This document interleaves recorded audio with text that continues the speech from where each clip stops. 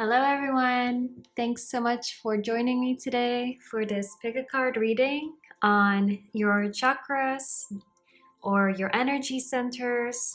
We're going to take a look at how you are doing and where you're at, reading what you need to know at this time in terms of your energy. So how we're going to go about this is we're going to choose at random one of these 7 chakra letters to see which energy center or centers you've been focusing on in this life or needing to give more attention or healing to. And based on the pile you choose out of these 3, we're going to also see what your kind of energy overall is at this time. And at the same time, we're also going to then take a tarot card for each of the chakras to get a current reading, just to see for sure, clarify where you're at, what needs to be worked on, what's going really well, which of your chakras is more powerful than the others, just to see kind of where balance needs to be restored. And at the end, we have some pre-written different tips and advice of different methods that you can use to help yourself at this time, different methods that are specifically able to help you heal these energy centers. So we have 3 piles today. This is pile 1.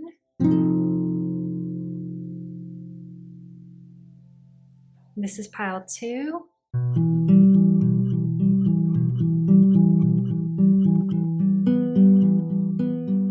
This is pile 3.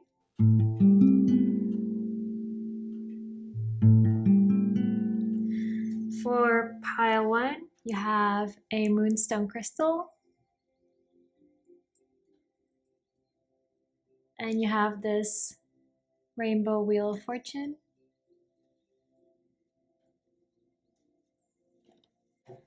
For pile 2, you have this mystery crystal. I'm actually not sure what it is, so we'll call it the mystery crystal. And you have this rainbow swirl.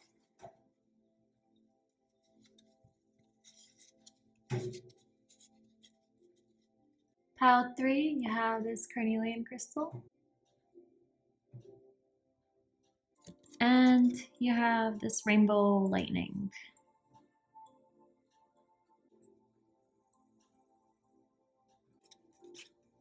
Okay, so I'll have a close-up for you right after this, and otherwise the timestamps are down below as always. I'll see you in your reading.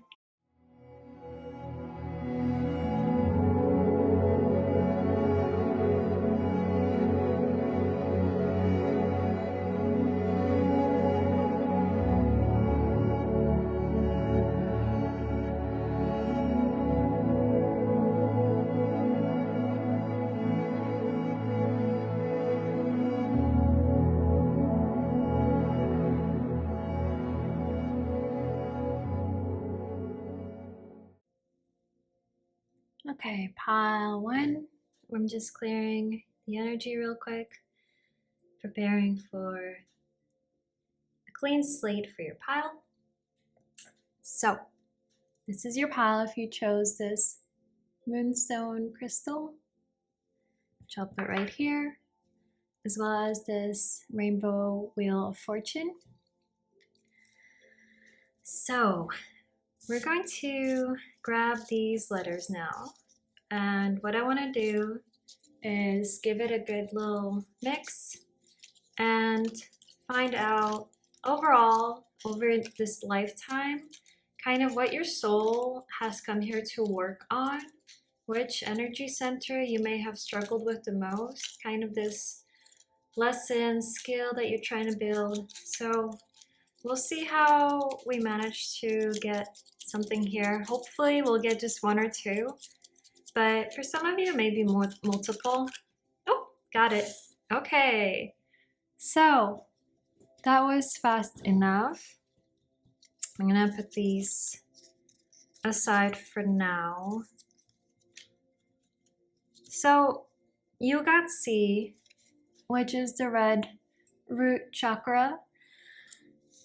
And that is very synchronistic with this reading, because when I was creating your card for pile one, as you can see, I don't know if you can tell, but the red here is bigger than any other color.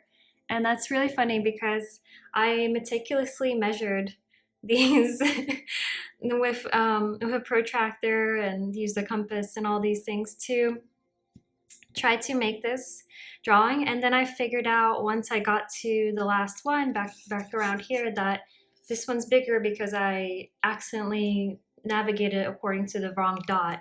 So your red root chakra is the biggest, and I knew already that this pile would be working on the red chakra or the root chakra at this time. But this is also something that you've apparently been kind of working on over this lifetime, and or that's something that is like a focus in this life, something that you may have struggled with, especially I feel in the past for this pile. You may have struggled with this a lot more, and you may be struggling with things having to do with this chakra now, and that would be feeling grounded, especially things that have to do with the physical world. So finances, having a stable living environment, um, being able to be adequately paid for your work, for your services, things like this. This can also sometimes look like physical health problems or difficulty getting into exercise. And so I did get a lot of messages that came up for you while I was um, drawing this. And I do have some notes, but I want to first just get out some things that I want to tell you right now. And that's with the Wheel of Fortune, it is connected to Jupiter. So there might be a really significant Sagittarius or Pisces placement in your chart, as in you might have one of your personal planets in one of these signs or multiple planets, including your ascendant, it could be, for example. You have this kind of, there's this expansive energy here. The Wheel of Fortune, Jupiter, it has to do with luck, expansion, philosophy, broadening your mind, broadening your horizons. So I really feel that there's something here in this life that you're working on broadening your horizons through something that has to do with these Jupiterian kind of qualities, like teaching, philosophy, higher knowledge, higher learning. It could be religious or spiritual. Also, even very related to the subconscious, to the dream realm as well, with the more Pisces, traditional Jupiterian rulership of Pisces there. So there, if this message is coming through that your luck, your abundance, this expansion will have to do with the physical world. There will be some kind of financial rewards coming to you in this life based on this work that you're doing with this energy center. And especially if that's something that you haven't seen come up before, Spirit is saying, I'm hearing don't lose hope, because the wheel is always turning, as they say, but also when you think of expansion, you are meant to expand over this life. So you're just kind of building and building and working on expanding over the life. So there's not so much an energy of like expand and contract, although there might have been smaller contractions along that larger expansion. But overall, there's this kind of reading, this energy of expansion over this lifetime in terms of you learning and becoming kind of this master when it comes to your finances, when it comes to your career or work in the world, your health, your physical body, maybe even fitness, if that's something that resonates with you. So I'm going to pull up my notes that I wrote down for your pile, and we're going to see what was coming up for you while I was drawing this. So it feels like, okay, so what I wrote is that I'm getting the energy of someone who is focusing on the root chakra, but it isn't imbalanced. as in this person is giving a balanced amount of attention to all of their energy centers, but there is more of an emphasis always on this root chakra. There is a meticulous sort of organized energy here, very focused on precision and balance, and there's an effortless connection to spirit that's coming through very strongly. Like there's a partnership with spirit, a co-creation and cooperation here. And that may be the as in the crown chakra that is connected to spirit. I wrote that may be one of the only chakras that this person is not so concerned with. Um, so there's a lot of detail and carefulness also around the solar plexus. I wasn't sure what exactly that could mean for you, but I got that when it comes to the solar plexus, which is about the yang energy, about the masculine sort of action taking energy, about confidence, about taking action, that there seemed to be something that you're being very detailed and meticulous about. It may be that you're kind of meticulous about how you take action, or you may be very specific about the ways in which you approach doing something and taking action in the world. And when it comes to things like confidence, being meticulous about your confidence, it just felt like you know that you don't always have confidence that you need. It felt like it could break if it doesn't get kind of like this very specific attention from you. So that may be something that may be like a secondary energy center that you've kind of been working on, especially lately, because this is more of the recent energy, whereas this was the overall lifetime energy, past, present, future. So let's see, what else do we have here?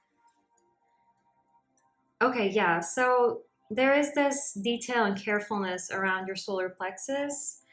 It's like it could break easily if it wasn't tended to. So you may have a wound that has to do with confidence, or even the feeling of being good enough. So I overall am getting this kind of rather stable and grounded energy. It feels like that you're always keeping in mind and maintaining and working on your energy centers, or at least even if it's not all the time, you come back to it. Even if you kind of move away from it, you seem to come back. There's great attention to detail here overall. There's a meticulous way overall of making sure that you have dotted all your I's and crossed all your T's. I also was getting the energy of someone who it might not be easy to access you emotionally. You may be really well put together. Even if you don't feel that way, others do see you that way. And some people may even think that you're flawless. You kind of have this like, well, we can't all be perfect like you energy. So some of you may be of a more mature age, or you may have experienced a lot already in this life, even if you are kind of in the earlier parts of your life. You're very self contained and you seem to recognize the value of your energy, and you don't just share it with anyone, which I feel also stems from lessons of the past. Um, I definitely get that people cannot figure you out at first glance. And it's not that you put up a front, but more like you're very balanced, and it kind of throws off the balance of others, especially if they're used to using something as a crutch or not being used to this kind of energy themselves. But in throwing people off balance initially and pointing out their weak points just with your energy, just by being present around them, you ultimately help them come to their own balance just by existing as you do in their space. So people may not see it, but it does take place on even a unconscious level around you. People may also not see that you also have your own doubts. You also have self doubts from time to time. And the thing is that you choose to give them to spirit and to your guides and ancestors. So it's hard to tell that that's what's going on with you.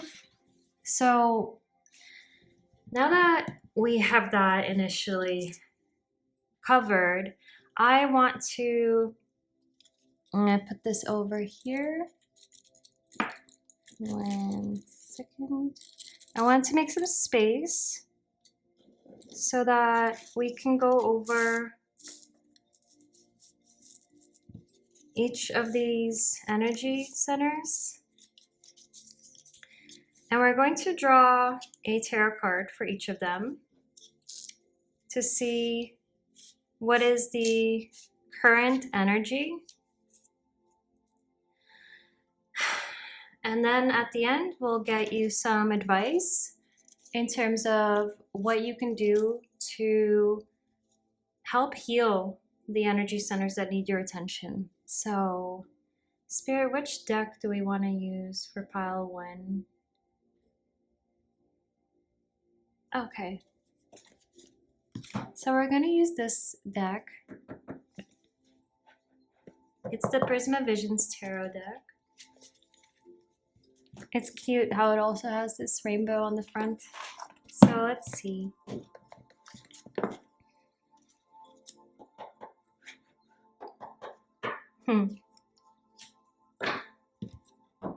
So, Spirit, for pile number 1, Claim Divine Guidance, can you please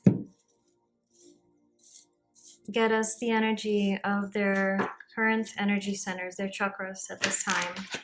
We're going to start with the root. Okay. What we're going to do is shuffle.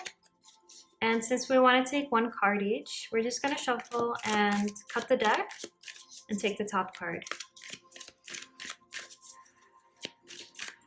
So for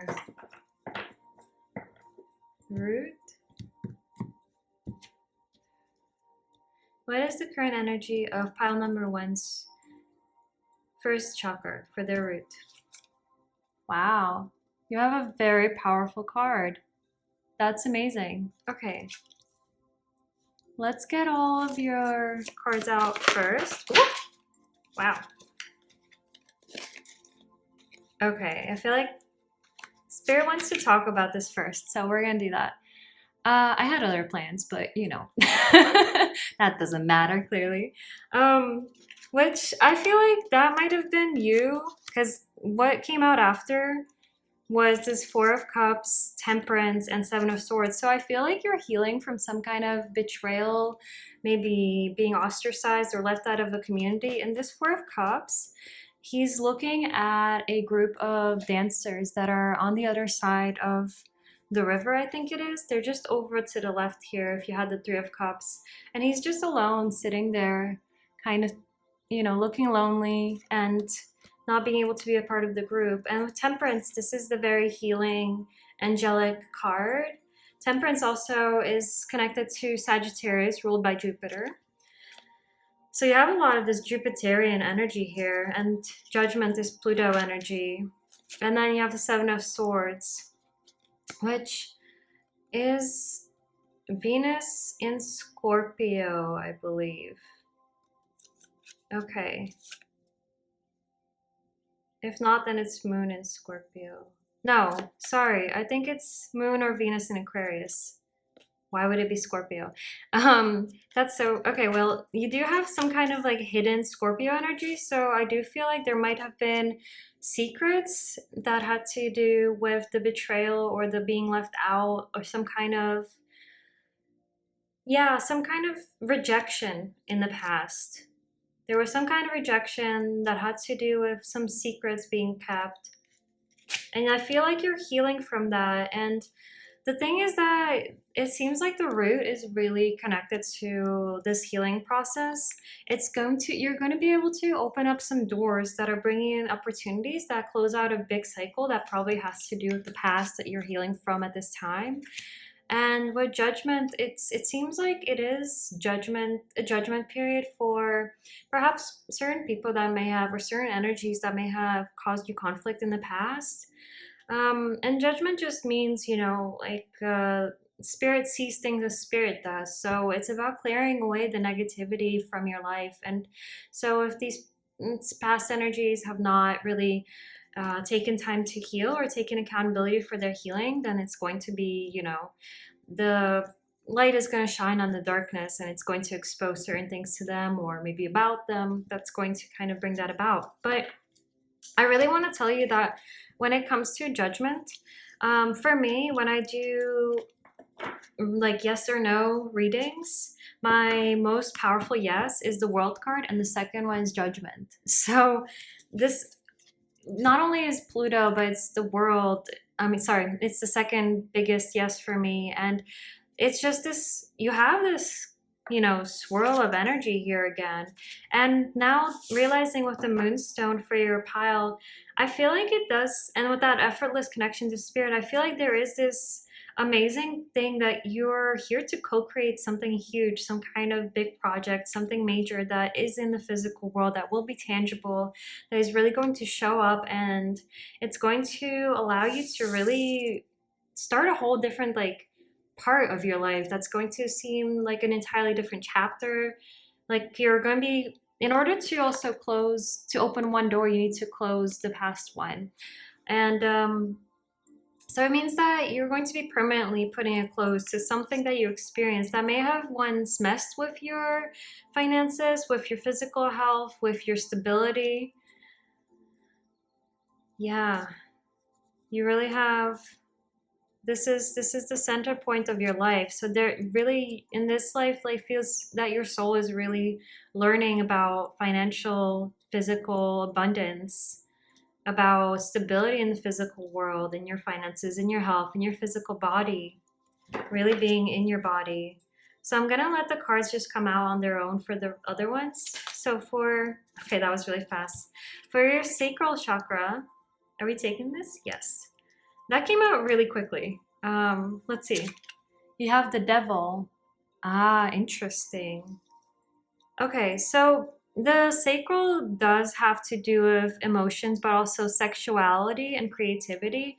And obviously, sexual and creative energy are connected very much. And the devil can have to do with very strong kind of like sexual energy and even attachment. I'm going to get a clarifier for why we have the devil here. Can you clarify this for me, Spirit, please? Okay, Page of Swords, Two of Wands. Okay, interesting. So there's somebody, because the Page of Swords can be the peeping Tom or kind of the spy. He's actually called the spy in certain decks. It could be that somebody is really connected to your sacral. Like there could be somebody that's attached to your sacral energy that, and because we have the Two of Wands, is very passionate energy as well. It's about, the Two of Wands is like that when the spark kind of chooses a direction, then it's just a very like sexual connotation as well. It's the father energy with the two on the tree of life, and there's this kind of like moving forward, impassioned action kind of energy in this card. So it feels like I'm getting this message that it feels like there is somebody that very much wants to connect with you in a passionate way. It could be sexual, it could be creative, it could be both. But also with this devil energy, we'll put that aside. There could have been emotional manipulation that you experienced at some point, maybe in the past, maybe now, but I'm really getting this kind of energy of like manipulation, perhaps.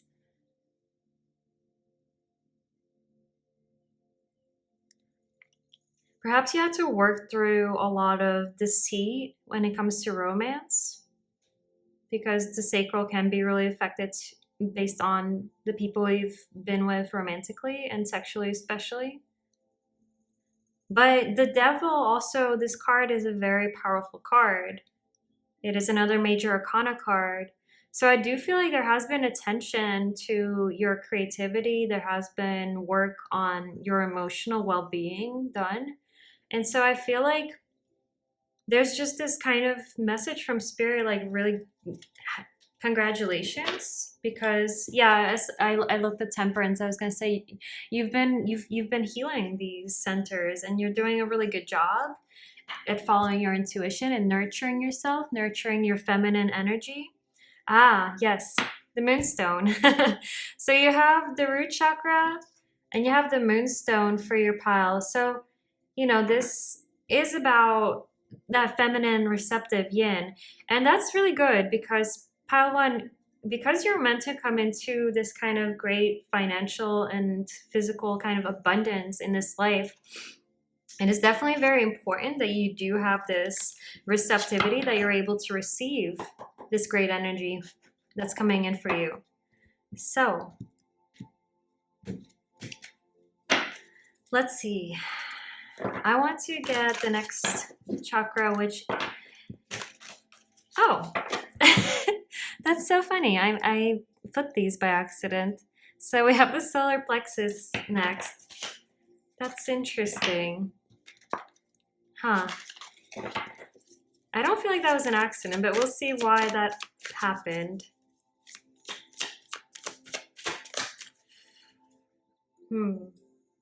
Okay, you've been building confidence in your intuition, and your intuition has been building your confidence.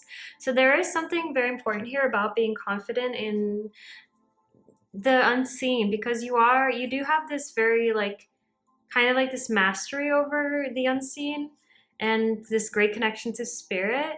So allow yourself to be built up by spirit, even by the things that are being told to you now. It's about like accepting these compliments and this kind of truth of like, you're doing really great. You've been doing a lot of great work. There's a lot of power here, and there's a lot of power because there's a lot of power in the specific energy center that is your overall focus in this life. That's a really huge thing, pile one. I can't really emphasize enough how much, like, you're a very powerful person, and you've done an amazing job, because to get this card to come out, you may not see completely all the evidence yet of your work in the physical world, but regardless of where you're at in life right now, this is where you're heading. You're heading towards really building this up, and the energy, I want to say, is already here. It's already showing up in the cards as we're reading your energy. And because in the physical world, there's always a delay, it's just confirming like this is coming in for you. So good job. What about the solar plexus, spirit? Can you please give us a reading for pile one, solar plexus? Okay, Page of Swords. Yes. Remember how we talked about that meticulous kind of planning energy? It's definitely showing up here now with this Page of Swords. So the pages obviously are not as powerful as the major arcana cards, and it's also the least powerful court card, but it's still, it's not just a regular minor arcana card. So I do feel like you've been working through your fears, and you've really been facing your fears, and this has been integral to building up your confidence. But there's still this kind of message of, when you do continue to face your fears, especially as you are building up in the physical world, you're going to see that they were never really there all along. Like, the things that you were afraid of actually just looked different, but they weren't as you thought they were. There's some illusions here in the world that you are working through, and that makes sense as you're working on the physical world in this lifetime, and the physical world is where these illusions come from. So there's this encouragement to kind of like continue to work on facing your fears, and to allow your intuition to guide you in doing that, because with the third eye, that is your true sight. That is how you can see things as they truly are, because the things of this world are temporal, and they can deceive anybody who's only looking at the physical. And that is why it's so powerful that you had this connection between the the solar plexus and the third eye, because if you're looking at things with the third eye, if you're looking at things with your intuition, you're following that, and you're working on and connecting with your psychic senses, which I definitely feel like you strongly are, as having the moonstone as your crystal, then it is, especially this crystal, like you've definitely done a lot of shadow work as well, because it has these dark spots on this crystal, and a lot of moonstones I've seen are very bright, but not this one. So I definitely feel like also with that devil energy, confirming that from the past, there's just this energy of you've done a lot of shadow work, you've been working on facing your fears, and now because you're here, you're building up your confidence. You might have at some point really lacked confidence, but here it's like, yeah, it may not feel completely solid. It may still feel shaky at times, and you might still overthink things, but do keep coming back to this intuitive energy. Come back to quieting your mind, because looking at things through your intuition, through the eyes of spirit, you will be able to have clarity of thought, which will give you a true understanding of who you actually are, rather than what the physical world may be trying to portray or reflect back to you based on other people's betrayals, jealous energies, things like this. For the heart, what do we have for the heart? Can you please give us a card for pile number 1's heart energy?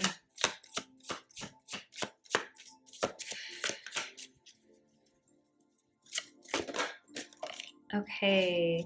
Wow, 10 of Cups. How beautiful.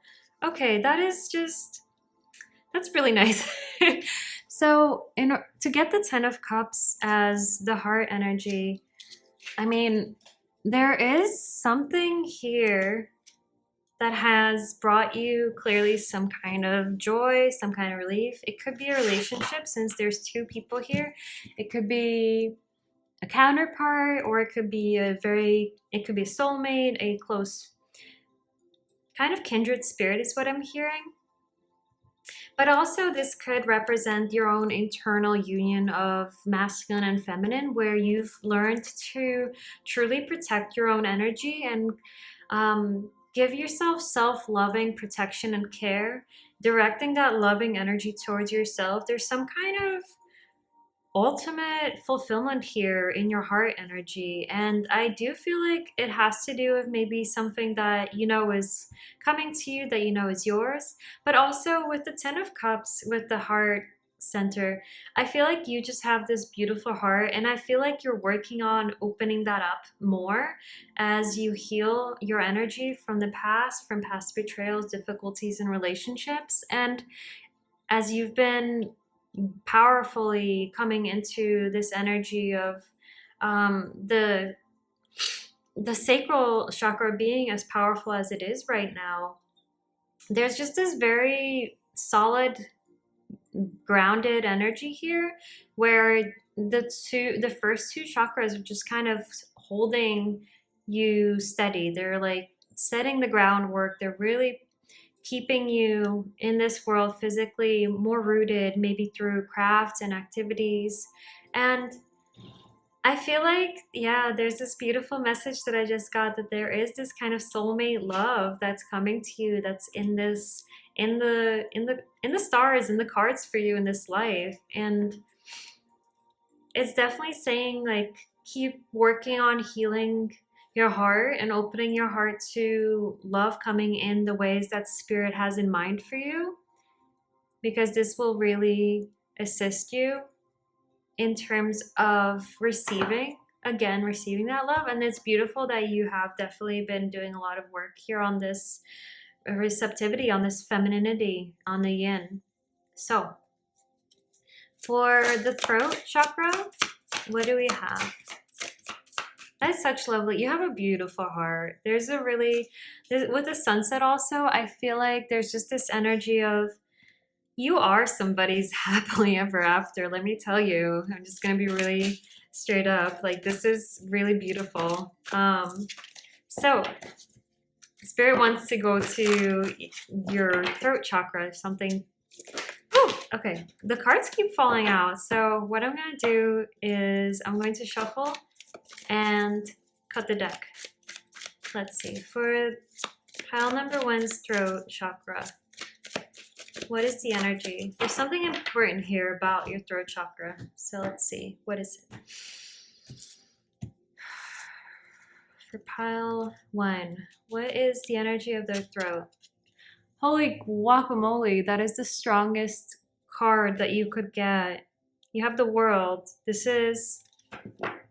I feel compelled to look at the bottom of the deck. Okay. You've completed some kind of maybe healing or some kind of cycle, some kind of huge cycle when it comes to your ability to communicate your truth, your ability to communicate in general, to use your voice. Your voice has a ton of power. And I feel like with the way that there's this kind of like hole here, it feels like you've really opened that throat chakra. You've mastered something that has to do with communication, and like you may be starting a project in the physical world, or you are thinking about it, but whatever it is you're meant to, this circles back to that great prosperity that is meant to come into your life. It has to do, and it's obviously relative to what you expect to be great prosperity. This isn't the same for every single person watching this, as it does happen on a gradient, but for you it is great prosperity. And I feel like it's definitely connected to your communication abilities. It could be that it has to do with writing. It could be making a podcast, singing, poetry, things like this are all throat chakra related endeavors that you could do in the physical world. And it feels like you've already mastered the energy, and you may just be starting out in actually manifesting it in the physical world in terms of putting action to it, getting something tangible out of it. And that is why that really confirms what we were saying before when it comes to your throat chakra.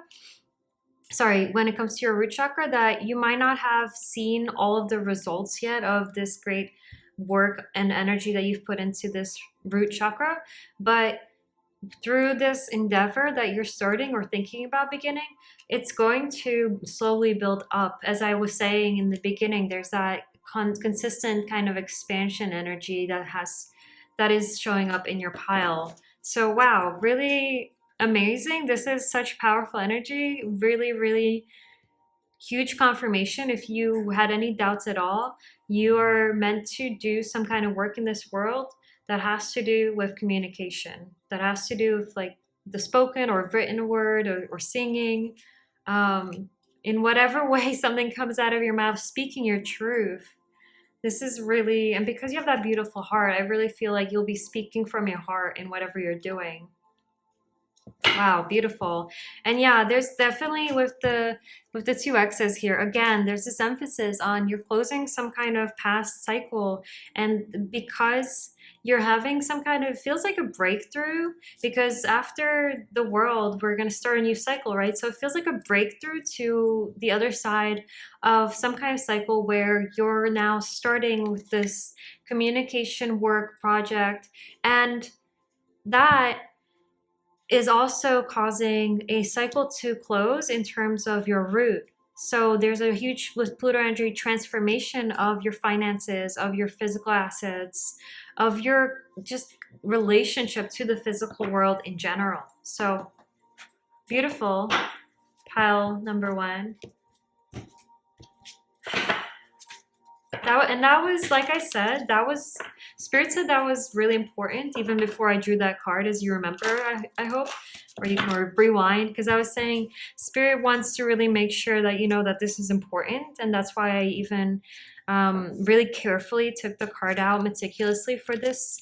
And I feel like I'm going to do that for the rest as well now. But it was just really poignant that this project, this communications dream, this project is really important in terms of your overall life's work. So for the third eye spirit, what is the energy of pile number one's third eye? Thank you. The Magician. Beautiful. Okay. So Mercury is the messenger. Mercury goes between the worlds and has the ability to enter any realm. And so, and this is also very much for me, this it's as above, so below. You have powerful intuition. You have an incredible communication with your guides, with spirit through your intuition. There is strong psychic energy. Again, we saw that with the moonstone, but this just really confirms it also because in this particular deck, this card, it has a huge moon in the background. You, again, with the darkness, you've been in the shadows. You've uncovered a lot within yourself, within your subconscious, and that is really showing up here in this energy as it shows that it allows you to be a powerful manifester to kind of build and create your reality. And you see the power within that. And I want to say that your spoken word also has so much power. You can speak things into existence. This is really, really impressive and incredible and so exciting to see, and definitely confirming what I was feeling when it comes to you having this powerful intuition. So that's 4 major arcana so far, and I feel like I feel like spirit is saying definitely continue, the work on your root chakra. I feel like this is just something that should always kind of be in the background of things. It's just this steady, maybe having some kind of regular energy practice that steadily builds that up. But you've done an amazing job. You've either been working on it recently or over a long time. There's just this energy of you've really built that up, and there's a big congratulations. But yeah, I feel like your solar plexus might be the one thing that needs a little attention right now. And I feel like your heart is just being mended because it's such a beautiful, soft, sensitive heart. And I can see that, there's so much, you have so much love to give and to spill out to others. And spirit is just saying kind of like, turn it within, focus on the self. Even we have the one here in the Magician. Allow yourself to receive the fullness of your love so that you're able to always give to yourself first and then spill out over onto others. That is, I feel like you're already doing that for most of you, but if not, then that's just your confirmation, to do that, to work on that, and to continue to do so. There's also great skill because the Magician uses their different tricks and skills to also procure nourishment, to obtain, to meet their needs in the world. And it's also talking about, yeah, again, manifesting. So you have great skills that are connected to your intuitive faculties that can help procure, again, nourishment for you. So this could be that you can use your intuition also to bring in some kind of assets, some kind of physical wealth in this world. And so for some of you, some of you could be tarot readers watching this. That immediately comes up. Others of you, for example, you could be energy readers, specifically working with energy healing. You could be a life coach. You could be, definitely, I'm getting, obviously my writers here, again with the Magician. And remember how we were saying that the throat is definitely connected to how you bring in financial abundance into your life, and how you kind of bring in the abundance and blessings in your physical world. That was really showing up here with your throat chakra, and now with the Magician showing up for the third eye, and the confirmation that the third eye is connected somehow to you being able to bring in financial and physical abundance in this world. It really confirms to me, with this being ruled by Mercury, that a lot of you, your writers, your communicators, your powerful, singers, speakers, orators, things like this. This is, your word in this life, like I cannot emphasize this enough, is so powerful. And I think one message for you is also not to underestimate this, because people will listen to what you have to say, and you will change people's lives. You will move energies. This is no joke, this kind of energy. All right. So in case you were having a little lack of confidence, this is really meant to reassure you, because maybe some days you don't feel as confident, maybe some days your voice is not as loud as other days, but this is just saying and confirming that your ability to communicate is powerful. You have, because this is at the in between the eyes, at that point between the eyes and the head, and with the magician having to do with the head, with the mind. You have a very powerful mind. There's powerful thoughts that you have to that you are able to, and that you want to, kind of, your soul wants to share in this lifetime. There's a very, very, very powerful cerebral energy here. And that also is confirmed by the fact that you chose that Wheel of Fortune card that I associated with Jupiter, because Jupiter is also, like I said, of the higher thought, higher learning, higher mind. So very, very powerful, pile one. So we're just going to shuffle now, and we're going to get that last chakra, and then we're just going to get some last messages from my little pre-written notes that will give you some advice on what you can do right now for the current for your energy centers that you may need some attention, that may need some attention from you, which I feel would be, obviously there's that continuous root work that you're doing, but also right now maybe the solar plexus might need a little bit of help from you at this time, and your heart might need some attention. But I feel like that's only because of maybe how other people have affected you, because overall I just feel like you have this really big, beautiful heart. And I feel like because this is the heart and there's two people here, and it feels like there's this energy between them, like this little soul. Some of you might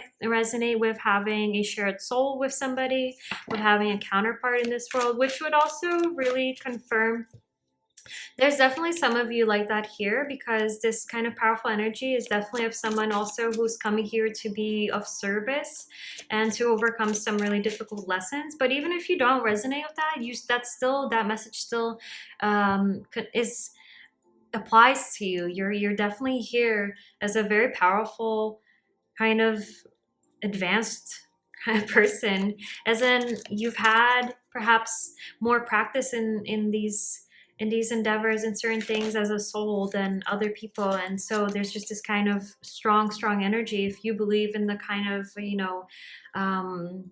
concept of the soul as evolution over multiple lifetimes, then I would say that you're a very advanced soul. So for the crown, please, Spirit, let's get one last card before we get advice for pile one. We'll also get one oracle card of advice at the end. So for the crown chakra of pile one, strength.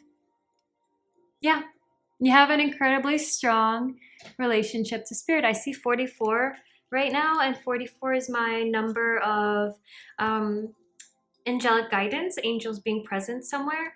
It's also the number of hard work and stability. And so you've worked on this. This didn't just happen overnight. Didn't just come to you out of nowhere. You have worked hard. And again, strength is about shadow work, because when in the original Rider Waite, you have that feminine, graceful figure that's holding open the big mouth of a lion. It's about having kind of gone into those shadow parts, those more wild parts of self that are connected to the subconscious, and having truly gone through and seen, what are your fears, what are your past difficulties, traumas, pain that you've experienced. I'm really focusing on this. I've never noticed that their mouths are purple. and that's really specific to me. So I feel like you've allowed yourself to be guided by your intuition. You've really gone into those unseen realms in order to do this. Strength is also connected to Leo, which is connected to the sun, which is the representation of spirit. And you know what? I was wondering if you would get the sun card, but this is like the next best thing. Is that you have that sun energy, that God energy in the crown chakra, in that connection to spirit. This is the highest of the seven main. They're not the only energy centers in your energy field. There are, I believe, 108 in total in your body, but this is the that spirit connection. You even have S for spirit. I just realized. So incredibly powerful connection to spirit, incredibly powerful connection to your guides, to your angels, ancestors.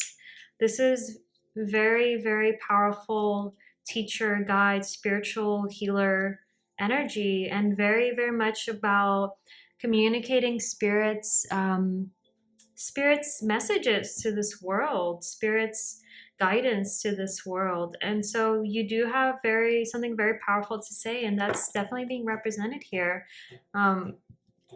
So wow, I'm very honored to be doing this reading for you.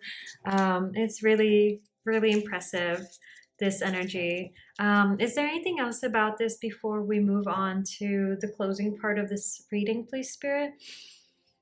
You have the number 8 here also, and 8 is the 8th sphere on the tree of life is Mercury. So again, it's like you can go to the subconscious and retrieve messages from there. You can go to the higher realms and retrieve messages from there and bring them to this world. And I feel like you first mastered doing that for yourself, and you're going to be now doing this for others. It feels like very much you're going to be kind of helping others see what's within their unconscious, what are their hidden gems, what are their unconscious energies, and also what is spirit's plan for them, what direction can their lives go in. Some of you may really be a sort of guide to other souls in this life because of this incredible ability to, and you know, actually Jupiter, coming back to energy, Jupiter is the guru of the gods.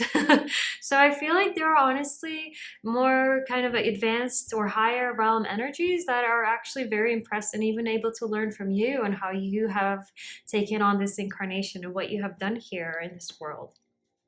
So let's see. Yeah, this is really shining brightly. Very powerful. And God, spirit, the universe is very much on your side, very much protecting you and fighting for you. As long as always you are open to that, which I feel like your receptivity has also a lot to do with the fact that, you know, you've had to, I feel like you've really had to overcome some kind of block with receiving, and it's because also you've improved your receptivity, you've opened your sacral so much that you've been able to receive this kind of protection from spirit, this connection with spirit, this co-creative energy here. I did mention, I believe, that this was for you, that you have this co-creative relationship with spirit. So right in the beginning, I remember mentioning that. Yeah, I said there's a partnership with spirit, a co-creation and cooperation here. Yeah, wow. Okay, so what are some activities? What are some things that pile 1 can benefit from at this time in terms of their energy centers, their needs at this time? Okay, so that came out pretty quickly. Let's see, the first one that came out was healthy sweets. Oh, this is so nice. So I feel like this is connected to, again, that sacral of like having pleasures, but also ones that are good for you, ones that are nourishing for you. And that does also come back to like this solar plexus area, which is like where the stomach is, I believe. If I'm wrong, I'll put a subtitle and I'll correct myself. But that is, in terms of my knowledge of anatomy, I haven't looked at which organ this chakra is connected to, but in terms of anatomy, that is the area of where your stomach is. So I feel like this will also help with this chakra and with your heart, because what was it? I remember when I went out with this one friend one day, she got this really nice, like, hot cocoa kind of coffee drink, and it was something like, it may not be good for, like, nutritionally, but it's definitely good for the heart. And so this is definitely an encouragement to, do those things that are heart supportive, like getting yourself something pleasurable that is also healthy for you at the same time. So, like choosing dark chocolate and melting it over strawberries is a really good example of a food that is very heart supportive and sweet, and at the same time healthy. So, and very pleasurable. So things like that. Let's see, what else do we have? We have, it says grieve and release. Yeah, exactly what I was saying with, like past hurts that have affected your sacral and the heart. It definitely feels like just allowing yourself to be in that energy of releasing whatever past heartaches and pains have happened within you, so that you can allow this either, soulmate energy, soul family, counterpart energy to come into your life, so that that heavy energy is allowed to be released, and the more positive energies of love, of unconditional love, are more easily able to come into your life. Okay, we have mentalism. Interesting. Okay, I'll talk about that in a second. And we have sexual healing. Okay, so this really helps to clarify that devil energy. Yeah, there might have been sexual trauma in your past, in your life, and yeah, that devil energy, it really feels like, I didn't want to talk about it. I didn't really want to go into it and say it, but Spirit is bringing light to this. So this really confirms what I was feeling. Um, I would say, I will add a resource in the description or by the timestamps for this. But things like, for people with a yoni, like yoni eggs are really helpful for things like that.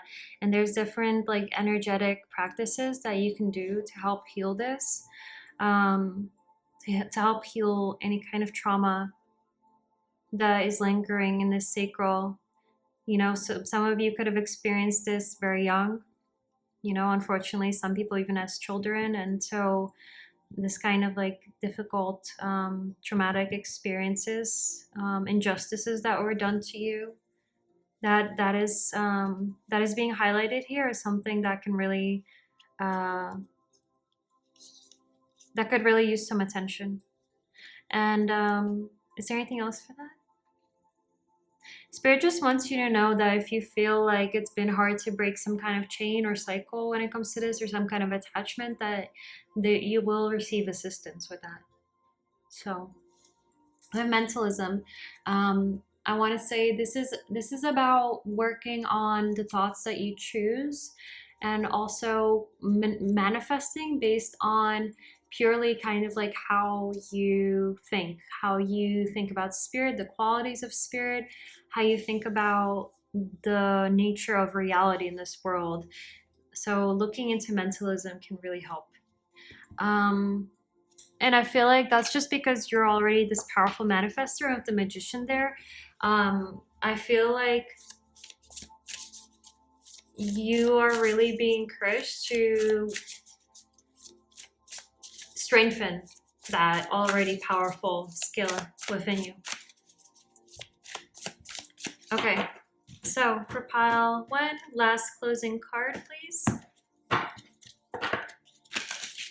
I'm going to shuffle kind of loud real quick, so just, this is your chance to lower the volume.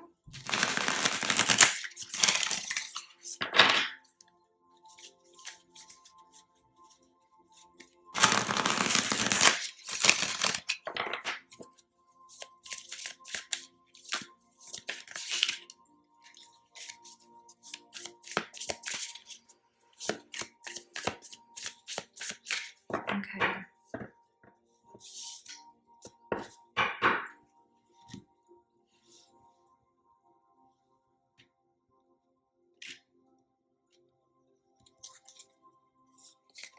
I affirm that all life is sacred. This card always makes me think of a very strong intuition, a very strong psychic power.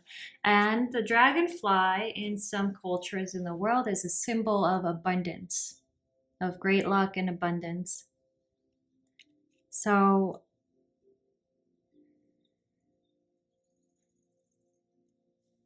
this is just about very much confirming what was said. But also, I really feel like because this person is not clothed, and because there's this beautiful kind of like, there's almost like, it looks like plants almost growing from them. I just feel compelled to tell you that you deserve to be nurtured. Your body is a beautiful, beautiful temple that houses sacred divine energy. You deserve gentleness. You're a beautiful, beautiful person. And I just want you to know that whatever it is that happened, whatever may have been done to you, you are held so dear and so loved in the arms of spirit and your guides. And there is absolutely nothing you can't do in this world. And you will be able to find peace in your mind, in your body. There is so much healing coming to you. And I feel like a lot of healing has come already, but because I just realized that I just put this down over here, I do feel like there will be a healing relationship. There will be also healing love. And it doesn't mean that, we heal through other people, but there can be relationships that are so very healing. And I really do see this coming for you, Pile One. Being truly seen and respected, having your bodily autonomy respected, being held with gentleness and kindness. These are all things that I really do see for you here, and I'm really happy to see that. So I'm sending you so much love and care. Please just do know that you are so beautiful. And there's so much grace and power here in this card that's representing you. There's so much grace and power. With the way that you can't see the pupils, I feel like you are so connected to your psychic senses, to other worlds. You're a really supernatural kind of being. You're very much out of this world. And I do feel like there will definitely be, like, if you haven't seen it already, there are definitely energies in the physical world that are going to connect with you. Friends, co-workers, partners, that soulmates, soul family, that really reflect this back to you, this truth of who you truly are. Because who you are is poised, powerful. You're a poised, powerful being. And I'm just really excited because you're going to move mountains in this lifetime, and that is certain. So that's what I have for you, Pile One. Thank you so much for being here, for allowing me to read for you, for choosing me as your reader today. It's been a huge pleasure to read for you. Don't forget to subscribe and like the video if you found it to be of value to you. And I'm very excited to see you in another one. Take care. Bye. Pile number 2. Welcome. This is your reading. My cat is scratching the scratching post. Bear with. This is your reading. If you chose this mystery crystal, as well as this swirl here. Okay. I'm going to set those aside. What we're going to do is, first, we're going to take these chakra letters and see which energy center your soul has come in this life to work on the most. What is requiring the most of your attention, or has maybe even been a point of contention or difficulty for you. After that, right after that, I'm going to look at your current energy. With this drawing that I made, I have a lot of notes that I wrote down as I was drawing this. A lot of messages were coming up for you at that time. So that's what we're going to look at. I will say that with this mystery stone, with this mystery crystal, there was actually an element of mystery in your energy, in kind of like, where is this heading? What is going to happen? There might be some confusion on your part as to like why you're here or where you are going and what you're meant to do, or even like why some of your efforts may have been thwarted at one point or another, why there have been certain difficulties. So we're going to look into that.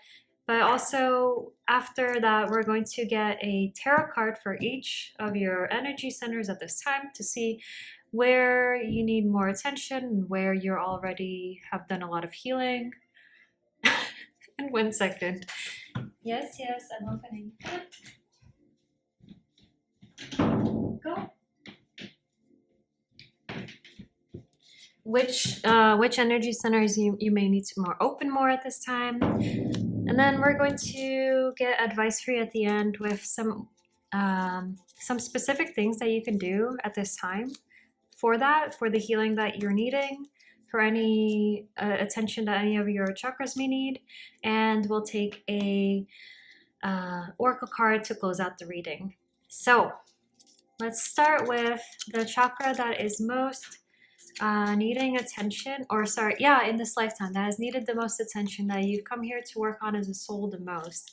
So Spirit, for pile number 2, can you please let us know which energy center is their main focus in this life? Which energy center has their soul come here to work on the most? Thank you so much. Okay, beautiful.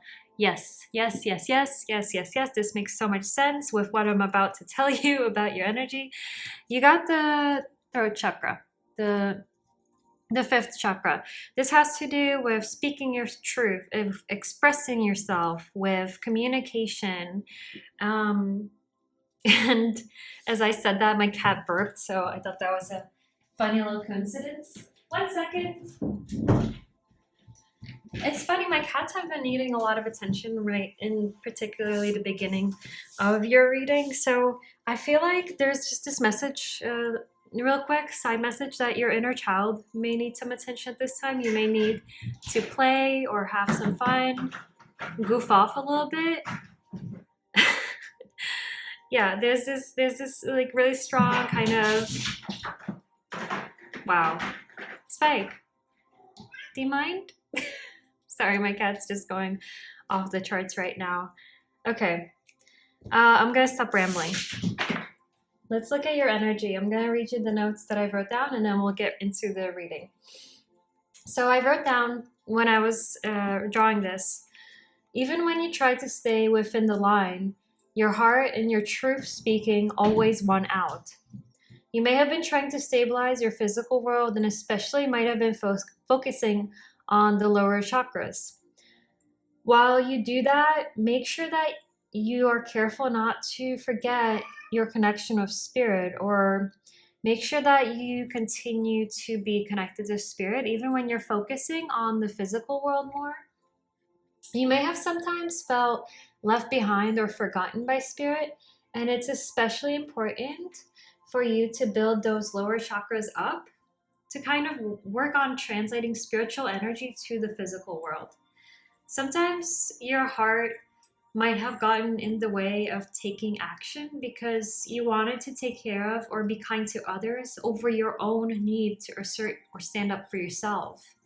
So survival may have become a big need and a big focus for good reason.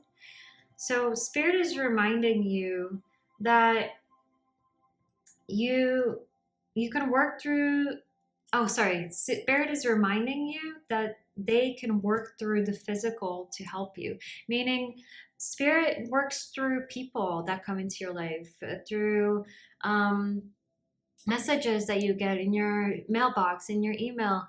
Spirit can work through a doctor that comes into your life, things like this. Like, Spirit works through the physical world. There's no need to trade one for the other, as in you don't need to trade the physical for the spiritual. They work in tandem. If you are a more withdrawn, quiet, introverted, head in the clouds type of person, then there's definitely nor need to, feel like you need to trade one for the other. This is really confirmed by this throat chakra work.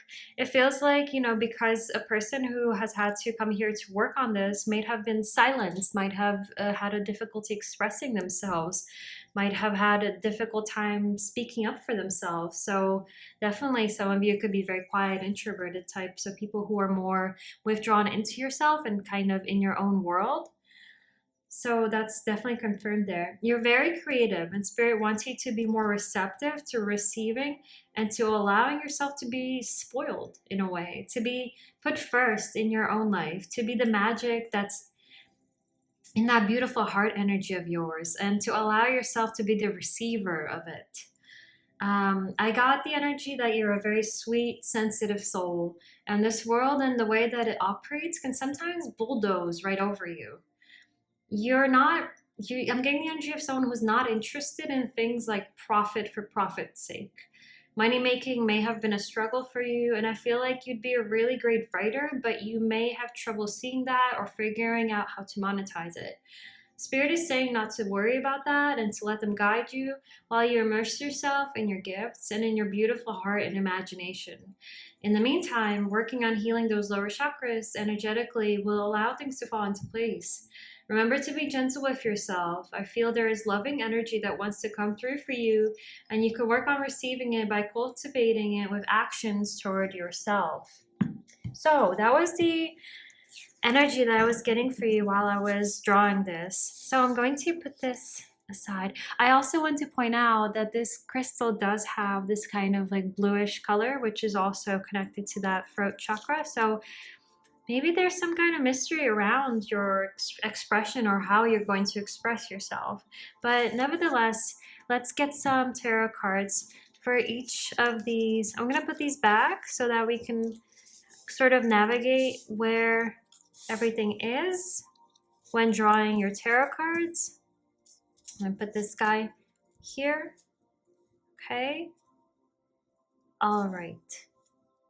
So which deck do we, yes, I had a feeling we'd be using this one. So for pile number 2, we're using the Crystal Tarot. Okay. We're going to draw one card at a time to get an energy reading of each of your energy centers. So for pile number 2, Spirit, for their root, what is the energy of their root at this time?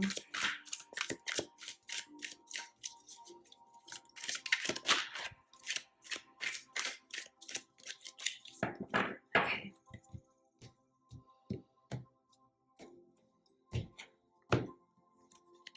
Wow, Ace of Swords. Okay, so there's some kind of clarity that has come in. It's interesting how we had this mystery. I feel like, okay, so you may have recently gotten some kind of clarity and some kind of a win when it comes to the physical world, when it comes to your root. You might have, and I feel like because this sword is going down to this crab, it feels like this could have to do with family, because this reminds me of the Cancer crab, which is the 4th house, which is family, ancestry, your roots. Right, your roots. So this is the root chakra. So there's some kind of truth that might have been revealed at this energy center. And because the ace is a very powerful card, the aces are the gifts from God. So there might have been some kind of spiritual message, some kind of something that Spirit orchestrated for you to receive a message about. And I feel like because this is in the water, it could have been in your subconscious. So this could have been through meditation, through shadow work, something like this.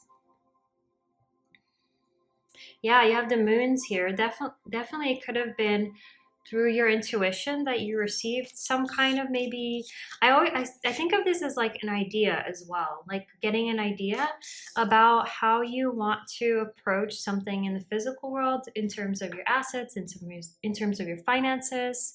Maybe you've gotten clarity on why certain things did not work in the past, or why you can't navigate in certain environments. But there's definitely this beautiful energy of clarity, of victory here. So that's very beautiful. And I actually want to grab one card to clarify in terms of what this clarity was about. Okay, the Hanged Man. Yeah, this confirms what I was saying, that it likely came through meditation, through some kind of spiritual means, because the Hanged Man, like, this is about being stuck in a very uncomfortable position. So the energy that I was reading, it really resonates with that Hanged Man of like being in uncomfortable positions, being in organizations where you don't exactly feel like you belong, but you kind of have to be there for a time. Maybe you had a contract that you had to uphold for a certain amount of time and you couldn't get out of it sooner. You have this moon again. There's something very strong about your intuition. And actually, if you noticed when I was choosing, when I picked up these letters, this one actually fell out. This is the third eye. So I feel like you've been also, I had a feeling that if like that came up again, I would have to mention it, because you've definitely also in this lifetime been working on trusting your own truth, trusting how you see things, trusting your own understanding of reality, and trusting that the messages you're receiving are divinely guided, divinely orchestrated. Wow, wow, wow, wow. Beautiful, beautiful, beautiful. Okay. For pile number two's, oh, for pile number two, what is the current energy of their second chakra, of the sacral? Spirit, thank you so much. Okay, I have the Six of Cups. That's really nice. I saw the Two of Cups peeking out. It was kind of like it wanted to pop out. So you did have that watery energy already. This is the chakra that has to do with sexuality, creativity, and emotions. And remember what I said about your inner child? Well, this is a lot. This card can be talking. This is my inner child card, is Six of Cups, because it does talk about childhood, nostalgia, even like childhood friends and things like this in the past. So this definitely feels like you're being asked to really reconnect with that childhood energy, as I was saying, and get into your creative energy. Yeah, there was this message initially about like you're very creative and you're a very sweet and sensitive soul, and I think there's just like this need to kind of reconnect with that part of you, with that childlike wonder and play. Okay.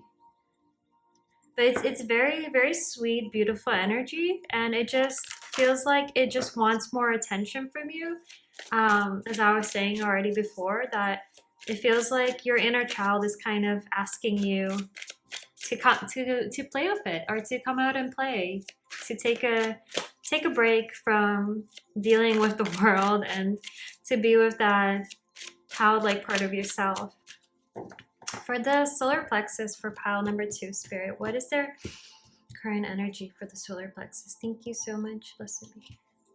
Okay, Knight of Pentacles. So you've definitely been working on this over time. You've been working on your confidence. You've been working on your ability to take action, your ability to assert yourself, to take power. And this is really nice energy because you're building it up steadily. It feels like whatever you're doing, it's gradual and it's consistent, and it's building this beautiful gem within you that you may not see it in the physical world outside. Like he's walking over and this is like underground, but there's something that is huge, and it's this gem that's building up within you. And if it's kind of that sunny sun solar plexus energy. This feels very much like you may not be entirely aware of the energetic shifts that have happened within you. And it might be why we talked about what felt like almost a past energy here, almost like something you're either coming out of or just experienced. But it feels like because of this clarity and victory in the root, it feels like this is something that you're leaving behind. And it might have caused a lot of confusion, even here, like the way that this swirls. This is kind of reminding me of when somebody's put under hypnosis. Like there might have been something hypnotizing you, something that you felt was, you know, ruling over your life here. And I feel like as you've with the hangman, you were probably there in that kind of cycle for a long time. And obviously I was very uncomfortable and even painful for some of you, quite painful. But from that, you gain enlightenment because the hangman is enlightened through that experience of being stuck in a certain spot, in a certain position, right? At a workplace. It could have been a work position. For some of you, it doesn't have to be work exactly. It could have been your position in a relationship. So somebody might be a homemaker, for example, and that is kind of their job exactly. Like that counts as a job. You do work around the house. It should be paid. um, this is labor, people. So yeah, there's this energy of you've really been working up this masculine energy over time, this ability to take action and assert yourself. And that's really nice. It's looking good, I have to say. Okay, for the heart chakra for file number 2, Spirit, what is the current energy of their heart? Oh, is this for the heart? Okay. Wow. What did I say? You have a big, beautiful heart. The Emperor, you are a boss, boss lover, boss a heart person. Because the Emperor does represent a boss energy. It's a ruler over a large empire. You and compassion are like this, okay? You're a very compassionate, sweet person. I really did get the energy of someone who puts others before them, and that is why it's important to build up, especially this feminine, receptive energy here. So far, that's your weak link that I'm seeing. And that makes a lot of sense because Spirit wants you to be receptive to receiving love, receiving protection, receiving guidance, receiving abundance.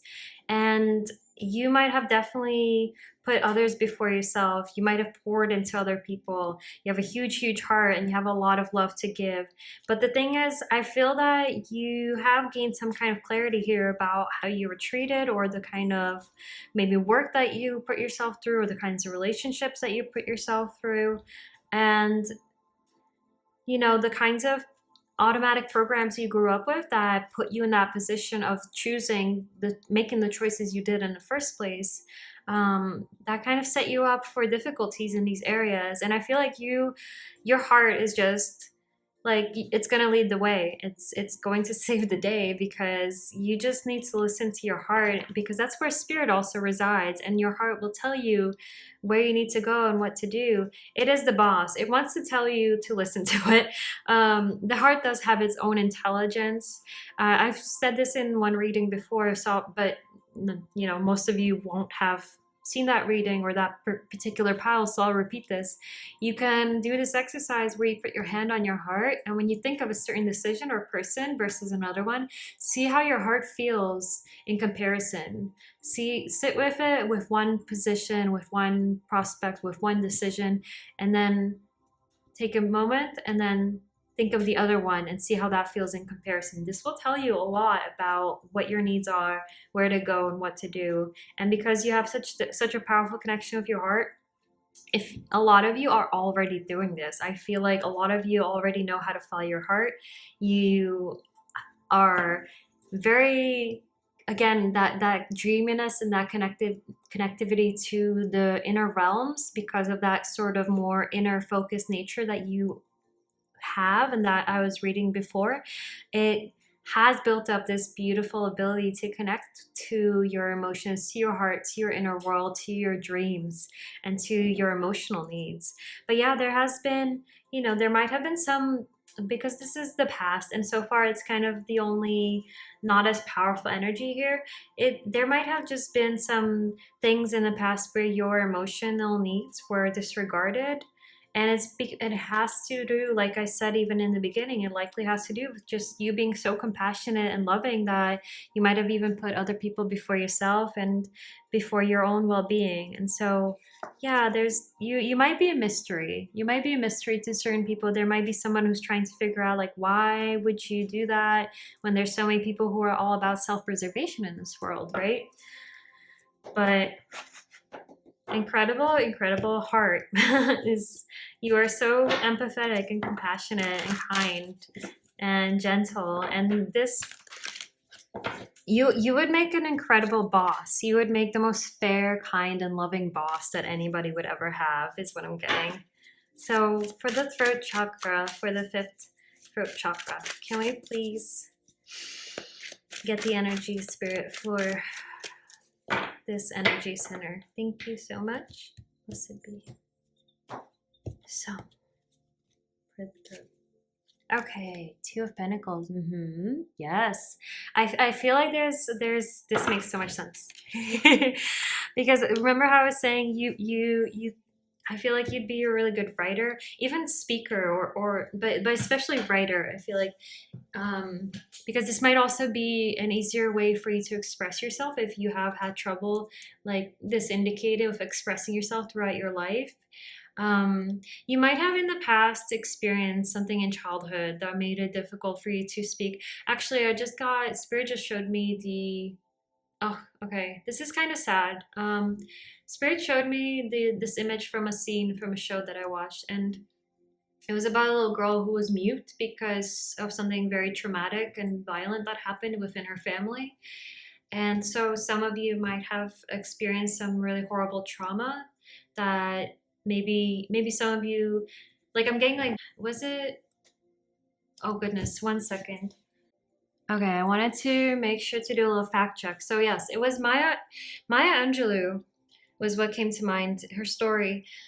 When she was young, I'm not going to go into details, but she was she experienced a really horrible trauma, and it was of a sexual nature at the hands of a man who she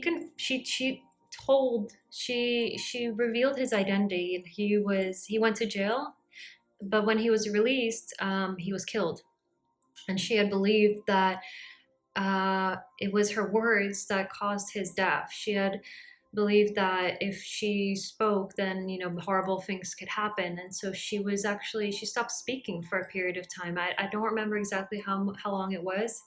It was maybe around 6 years, if not more, but I'll double check 1 second. Yes, it was 6 years, which is interesting because you have the Six of Cups here, the number 6, in that childhood, in that past energy.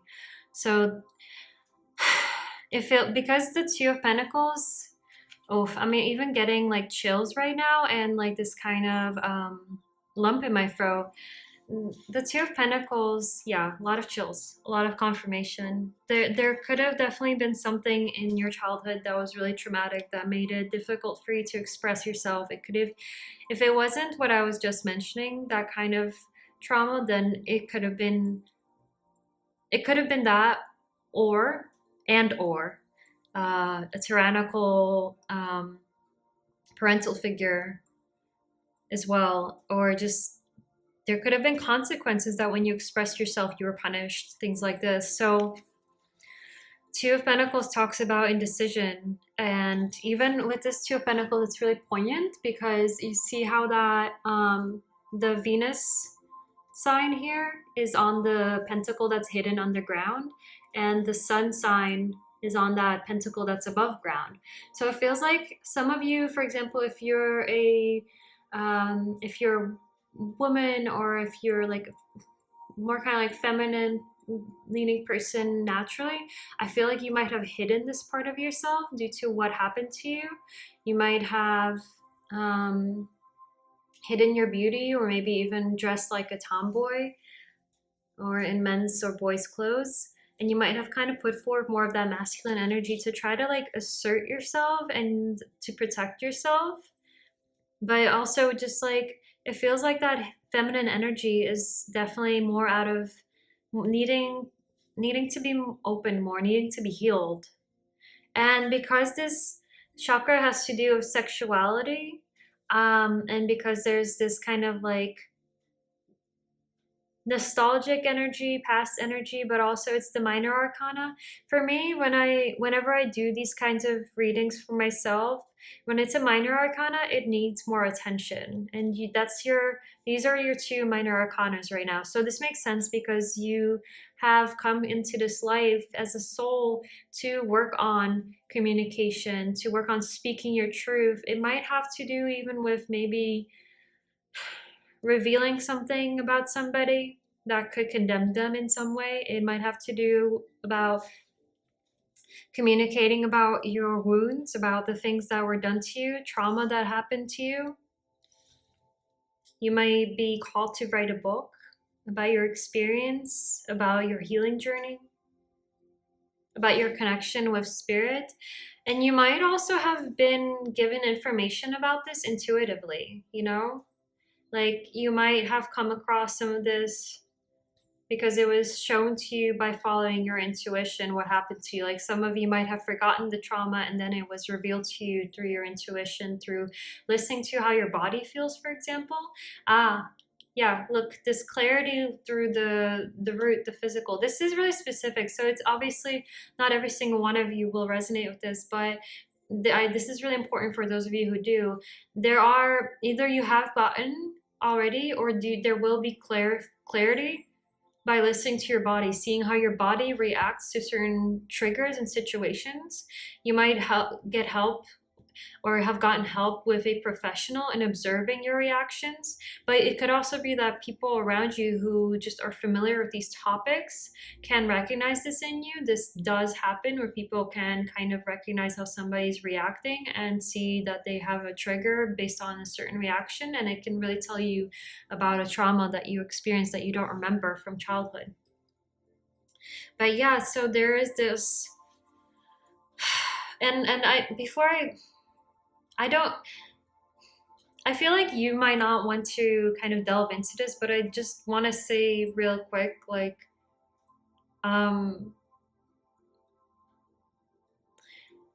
this is something incredibly difficult.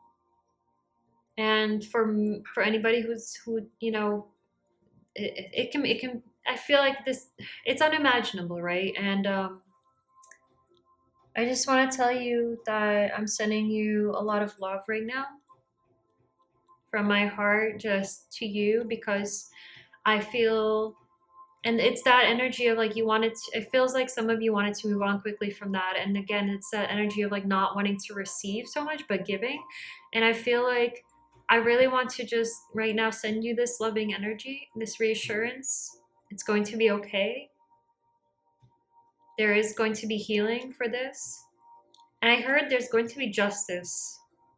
I don't know where that came from, but I heard that there's going to be justice for you. Okay, so I'm going to respect your wishes and move on to the next chakra for now. So for the third eye spirit, can we please get a card for the third eye? I keep hearing, I love you. I feel like there's either like a guide or an angel that's coming through and just being like, I love you. I really, really love you. You're so loved. It's really, really sweet. For the third eye, please, spirit. What is the energy? Yeah, of course. Exactly. That's another boss energy. Look at that. Like I was saying, you have a very strong intuition. King of Wands. You have very strong manifestation powers.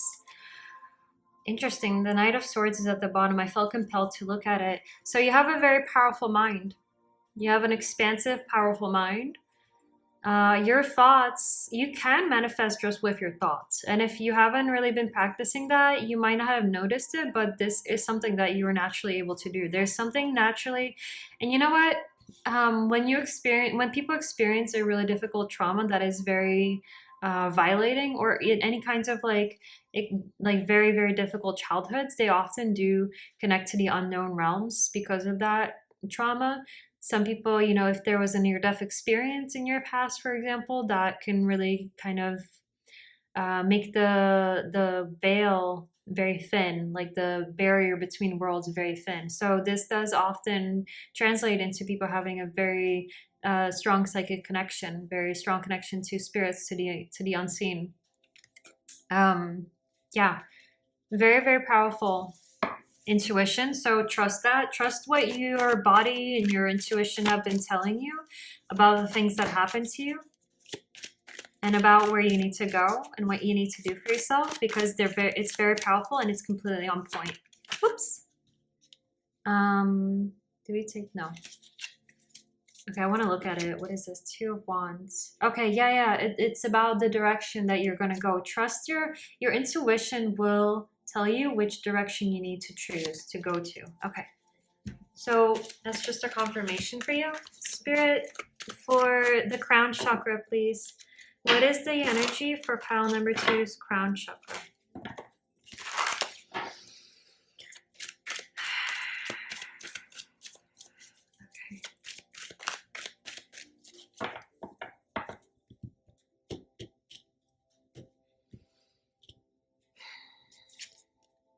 Wow, 3 of Swords. Okay, pile number 2. Page of Wands.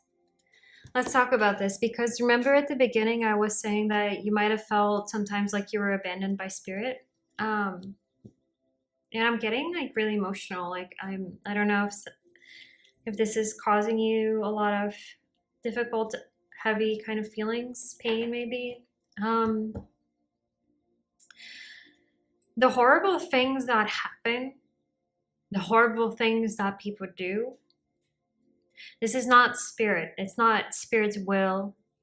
The thing is that because we have free will in this world, some people choose to act out of fear, pain, hurt, hate, and all kinds of lower energies that end up causing a world of pain for other people, a world of difficulties, an incredibly hard life, and obstacle after obstacle, isolation. I mean, you name it. But this is not spirit. Spirit is the source of goodness. It is life itself. It's what keeps your heart beating. Spirit is an energy. Spirit cannot come in uninvited into your life, and spirit can only help us when we ask for help, when we claim divine guidance, when we open our heart to unconditional love from the universe. And this can be done by speaking those words, those affirmations out loud, working with our subconscious mind to change our beliefs, to create mechanisms within us that allow us to communicate with this power that is always there. It's always watching. And whenever you ask, it responds. And it's about claiming and affirming that you have this power, that it has your back, that it's there for you. I want to say that if you felt left behind by spirit, or even if you did follow your intuition, which is very powerful, and it led you to something very painful, it was something that, because you followed your intuition, it was something that your soul wanted for you to experience in this life for your soul's evolution. There are certain things that our souls decide that they want to experience in this life before coming here. And then it's up to us in terms of our free will here, and the fact that we are, for the most part, unaware of what our soul wanted or planned for us. And it's up to us what we choose to do. I feel that because this is strongly indicating that you have been following your intuition, but yeah, there's been this mystery and confusion of like, why has it led me to certain things that it has led me to? Why have I had certain difficulties? And there might be kind of this difficult energy and this difficult relationship with spirit as a result of that. But this doesn't mean that this cannot be mended. And in fact, because you do have this very strong intuition, it's very possible for you to follow that and find source. To take the steps and let them lead you to the source of that intuition, which is spirit. There are certain concepts and certain philosophies that could be very helpful for you to explore just to kind of find your own way. I don't want to convince you or push on you any kind of philosophies or ideas here, other than just kind of like talking about spirit itself, because everybody connects to spirit in their own way, whether it's through, some kind of passion that they have, like music or astrology, or even exercise can be a way to connect to God, to spirit. And we're talking about the energy of this God-like energy. It's not the Christian God, it's not a deity. And there's nothing wrong with having that as a form of worship. But what we're talking about here is something else. This is the light of nature, prana. And this is the source, the universe, is life itself. And that energy loves you. It always did, and it always will, unconditionally. It knows you better than anyone. It will always be there, and it's always waiting and at your service, really. And in terms of having led you along to, if you follow your intuition and it led you astray to painful experiences, yeah, it's okay for you to be mad at spirit. Spirit can handle it, like take it out on spirit. Spirit would rather take your anger out on them than any people, because spirit can handle it. And because that won't affect you negatively. If you're feeling pain and upset at this power, then tell it, express it, and let it out. Don't subdue it. There's no shame in being angry at this, or at losing your religion, or things like this, losing faith. It happens. We all have these moments in our life, or many of them, where we feel like our faith is completely shattered.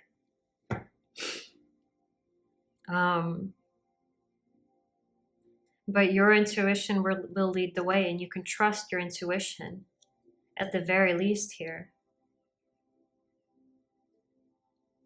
So do trust that. Do trust your inner knowing and allow it to guide you. You have this lion here. It's coming back to that beautiful big heart of yours, because the lion is Leo, which is connected to the heart. Spirit is that energy within your heart. Come back to it. You might have separated the concept of spirit from this part of you, but we can see that your heart is in a very powerful place. So connect to spirit through your heart. And if you need answers, why did these things happen, or why did that happen? Claim divine guidance, claim divine truth, ask for the truth to be revealed, claim divine understanding. Give your pain to spirit, to your guides. Connect to that energy and allow yourself to feel it and release it, because you will be lifted out of that. But only if you allow yourself to feel it, express it, and let it go. I'm sending you such a big hug right now. This is a really, really difficult energy to have experienced, and it makes a lot of sense with what the initial reading was of your energy, and why there was all this confusion. Like, why would spirit leave me in the dark, or leave me in this situation? And I want to say it's not spirit that leaves us in these situations or in the dark. It's always us punishing ourselves. Cause and effect and karma, these things are not the universe punishes you. It's literally like you put your hand on a hot stove and you burn your hand. That's cause and effect.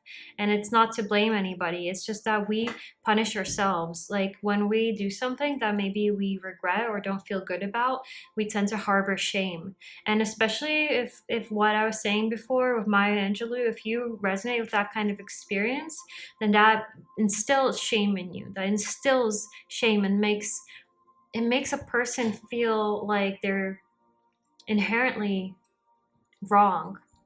Like there's inherently something wrong with them. It's because there's a difference between shame and guilt. It's like guilt is I did something wrong. Shame is I am wrong. I am the one who's wrong. There's something wrong with me. There's something messed up about me. There's nothing messed up about you. And you might not be fully aware maybe that this is something that you know, for some of you, these may be feelings that you're having. The fact that we're talking about this, hidden shame, hidden feelings of feeling like dirty or wrong, or just this, we harbor this within ourselves. It's our own mind, it's our own thought forms that do this. And spirit can lift you out of that. Because spirit helps to undo what we cannot undo ourselves or by ourselves. So, there. So let's see what kind of things that you can do, what exercises or like things that might be really helpful for you given the energy that we've read for you today. This is harder to shuffle than in pile one. Let's see.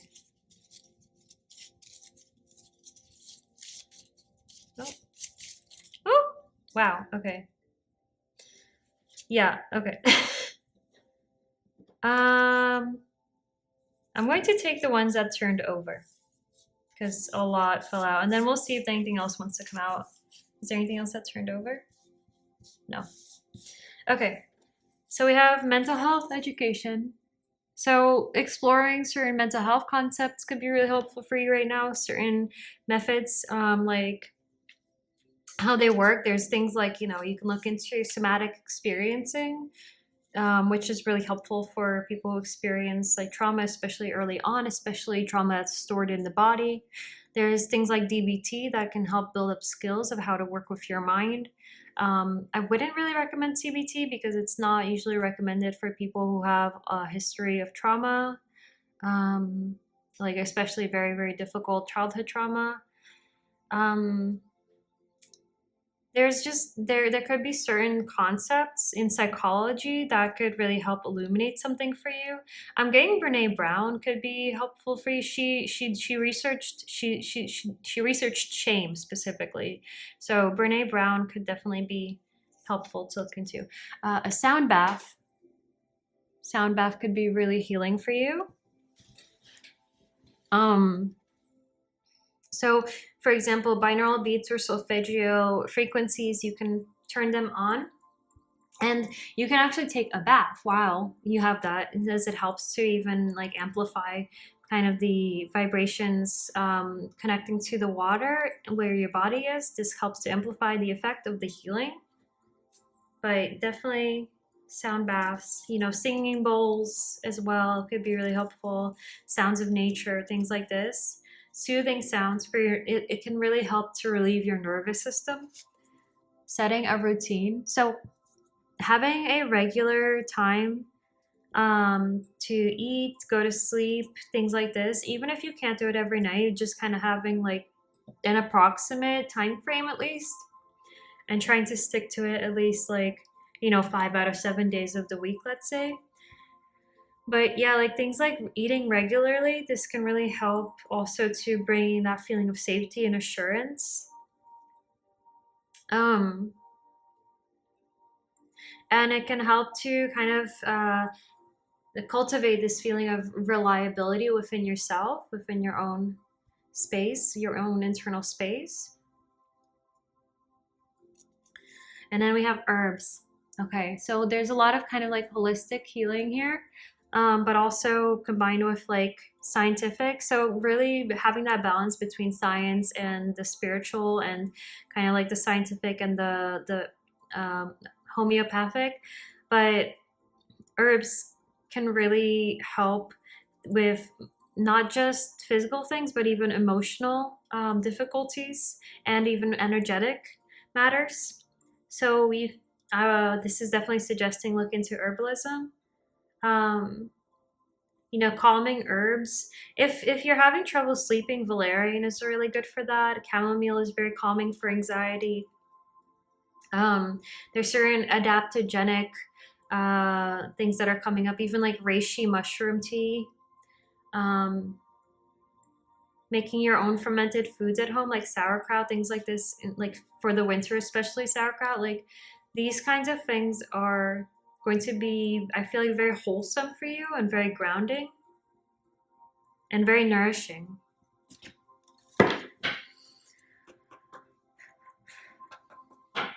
So I'm gonna get a, oh yeah, I wanted to see if anything else wants to come out, but let me just get these in order. Oh, look, we got it. These came out. So yeah, I was just saying sauerkraut and look what came out. So gut health. Your gut is your other brain. You might have heard that before. But also for anybody, yeah, and I was talking about grounding. So ground and center. These are just really confirming that.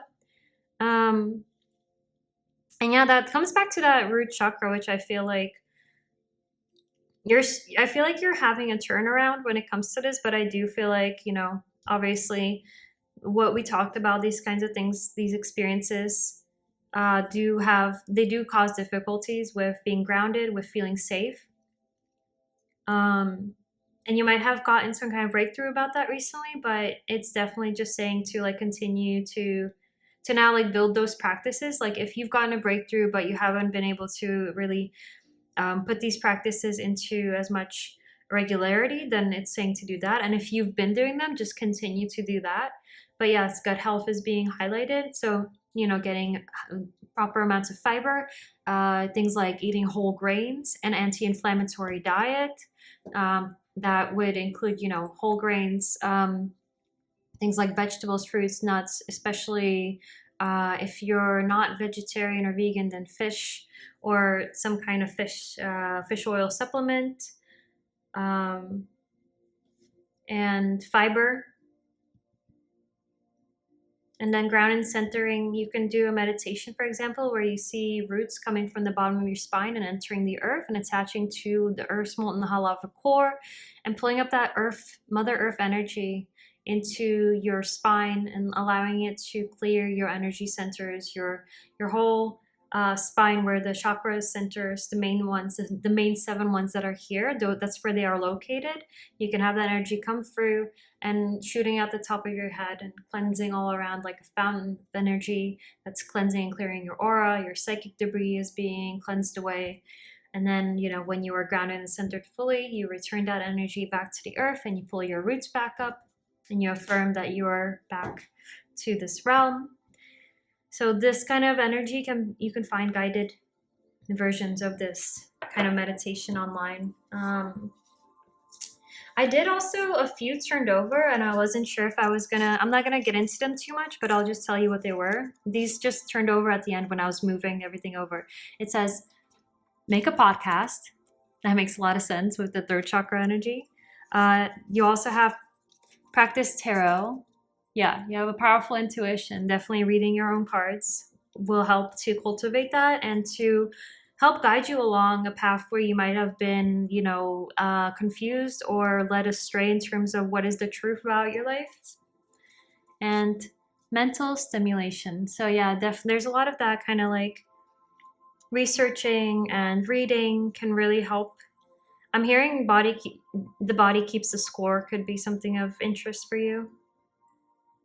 Okay.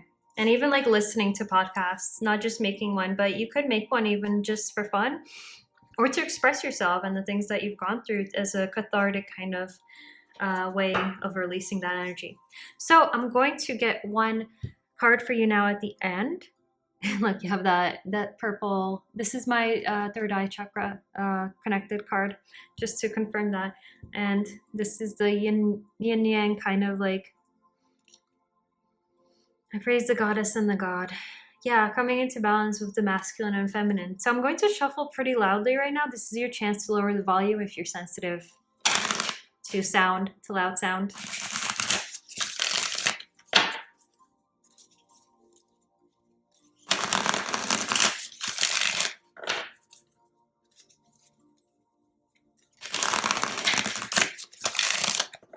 For pile number 2, Spirit, please give us one closing oracle card. Thank you.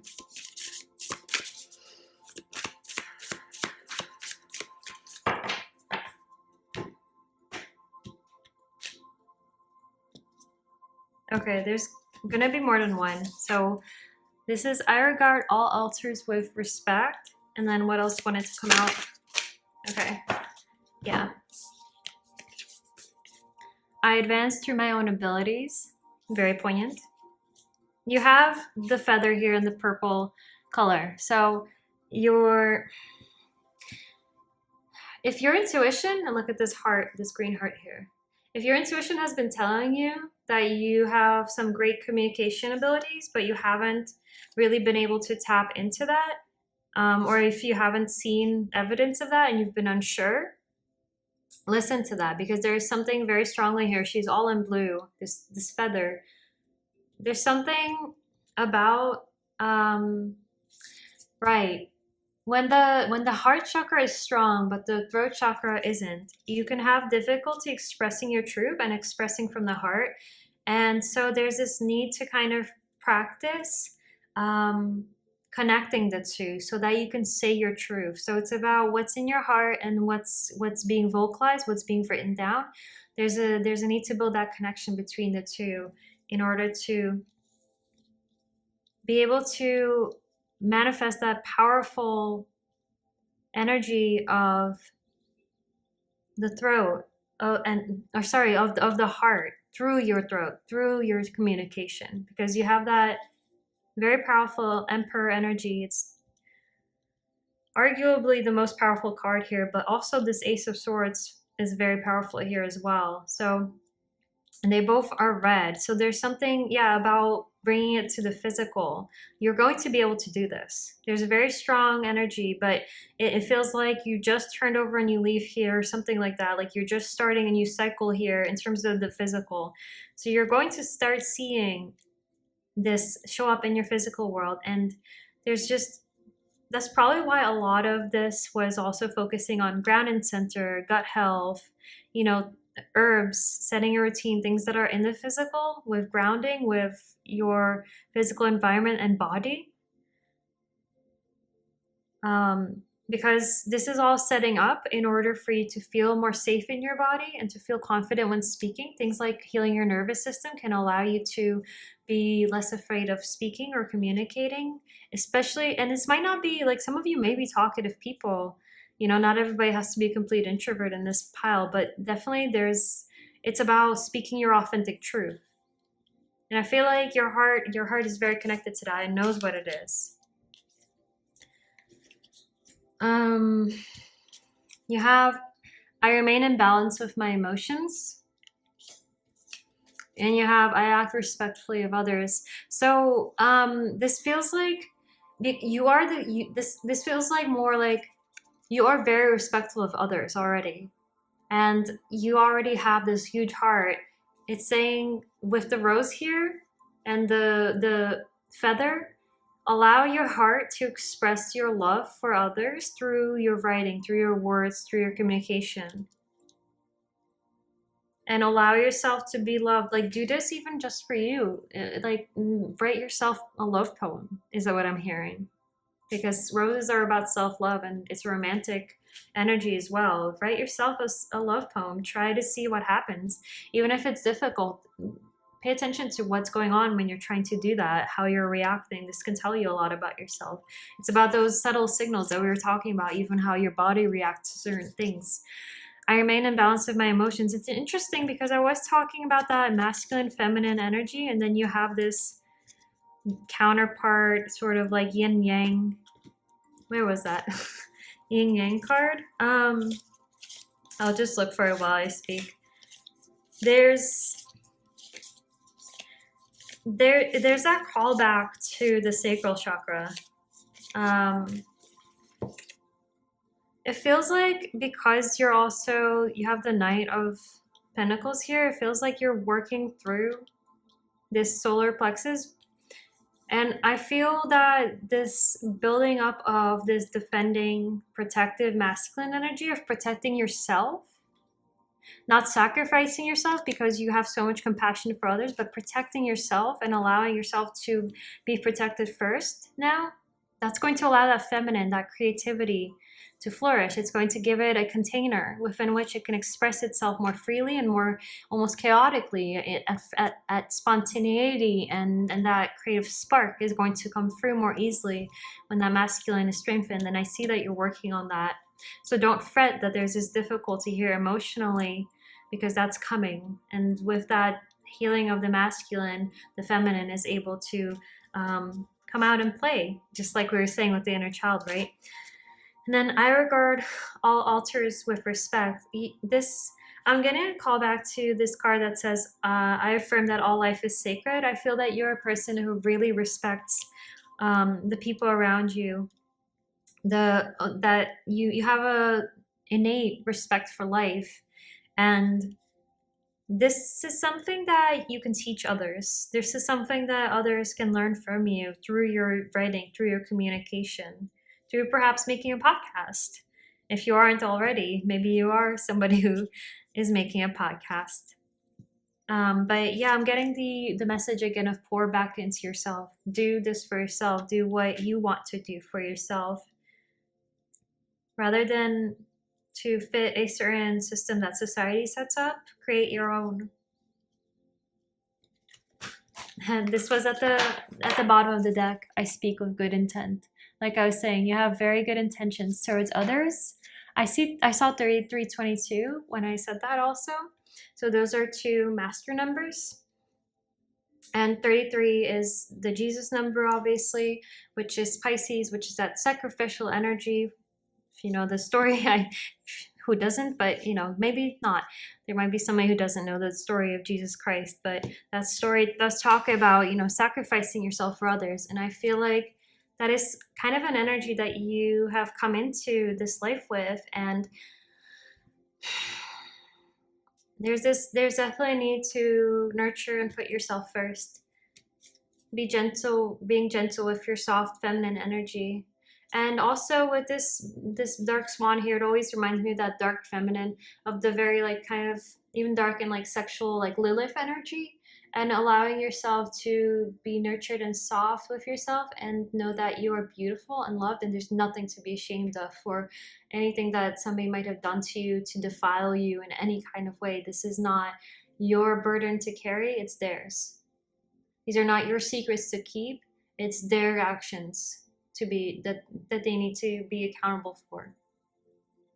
You are not to carry shame. You can be trusted. Your intuition can be trusted. Your word can be trusted. Your heart speaks the truth.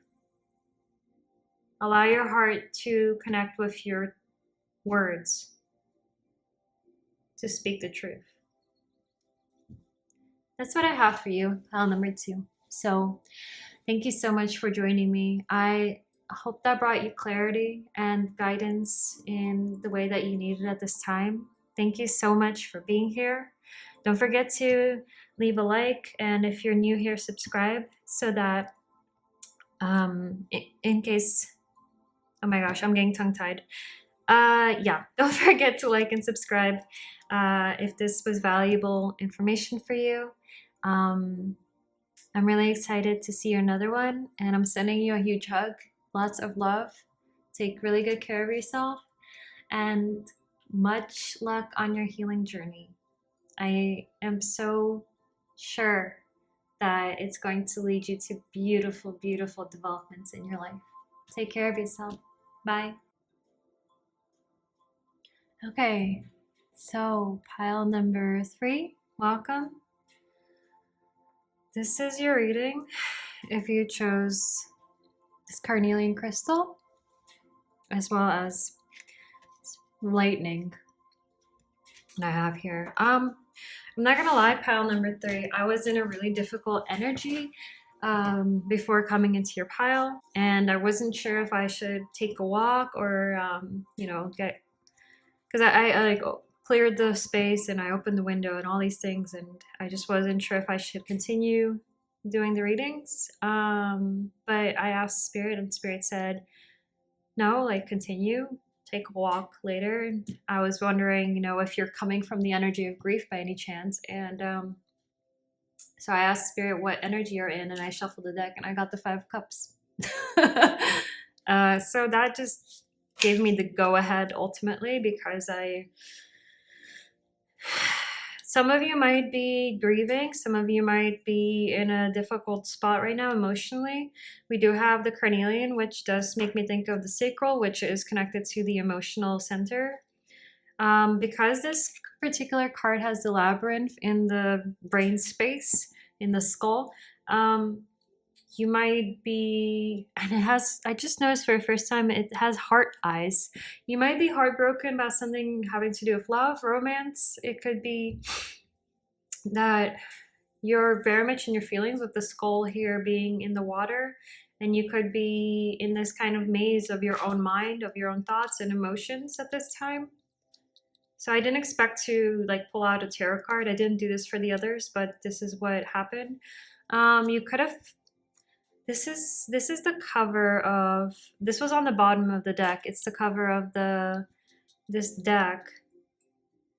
So you could have misjudged a situation that is now bringing you grief, and that is now bringing you maybe heartbreak, very difficult feelings. If this isn't you, then this could be someone you're connected to that's feeling this way. Perhaps this reading is about your person if it's not about you, but you'll have to decipher that yourself. Okay, so what we're going to do is we have these 7 chakra letters here. And we're going to see which energy center your soul has come here to this life to work on overall. And what you may have found difficulties in that particular area. And then what I'm going to do, because this, I drew this, and while I was drawing it, I was getting messages about you, and I took notes, and I'm going to read you those notes. What we're going to do after that is we're going to take a tarot card for each of the energy centers to see what all of your energy centers, where they're at this time. And then we're going to get some advice based on these little slips that I wrote, different activities and things that you can do for healing, whatever you need to heal at this time, based on what we're going to read in your energy. And then we'll get a oracle card as advice to end the reading. All right. So pile number 3.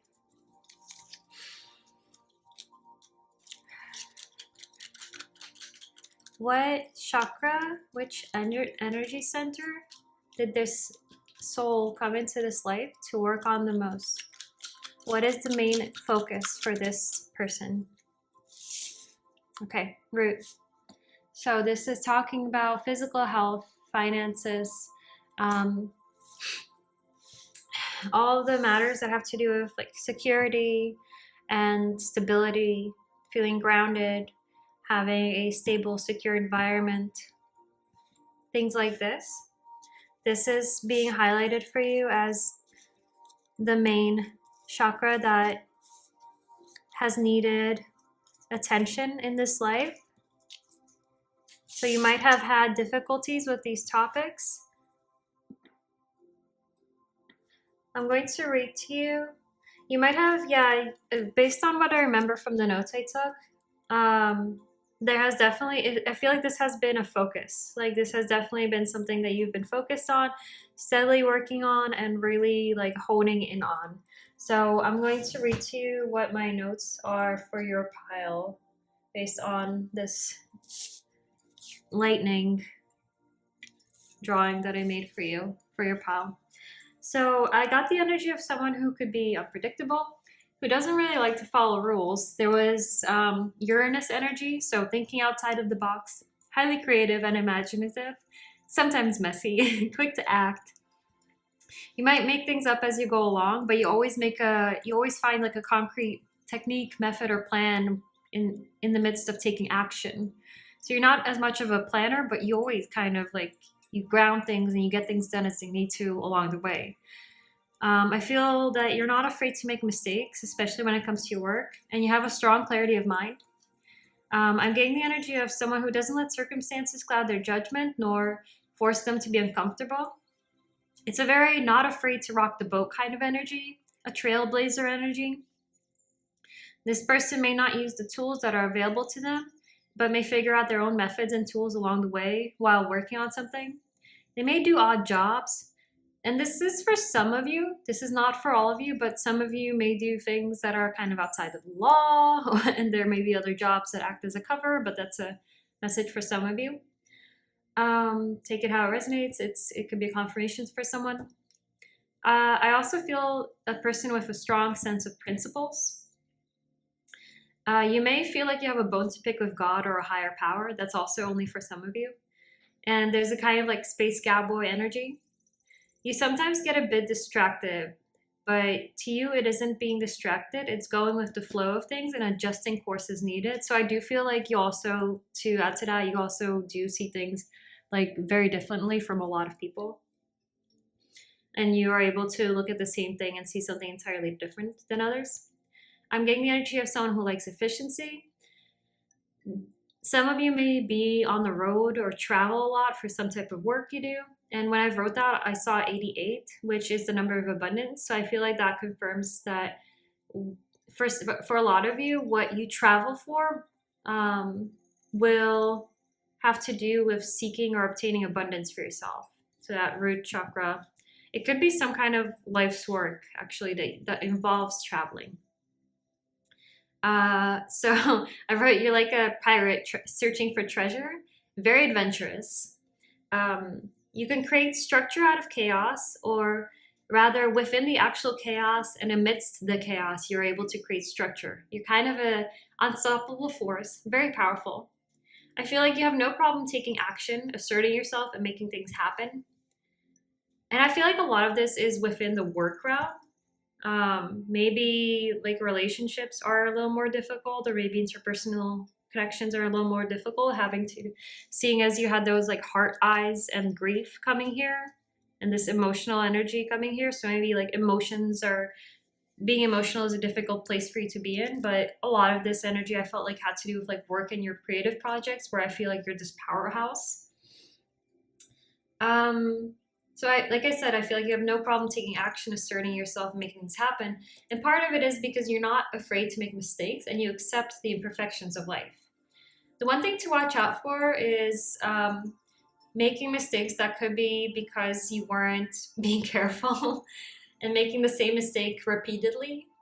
And also your energy is incredibly strong, and it's very much like get stuff done energy. So just be careful not to maybe bulldoze over others is a key here, because some people might not be as able to be in that energy as you are, and it can be easy to overlook when you're such a powerful, efficient force that moves mountains. Really, it can help for you to tune into the finer senses. Speaking of which, when speaking with others, because your speaking energy is also rather effortless, and I feel you speak you speak what's on your mind, and sometimes it's just about how to get your point across to someone who may not be on the same level in terms of being such a powerhouse in all the same kinds of ways that you are, or they might be sensitive or meek as compared to you.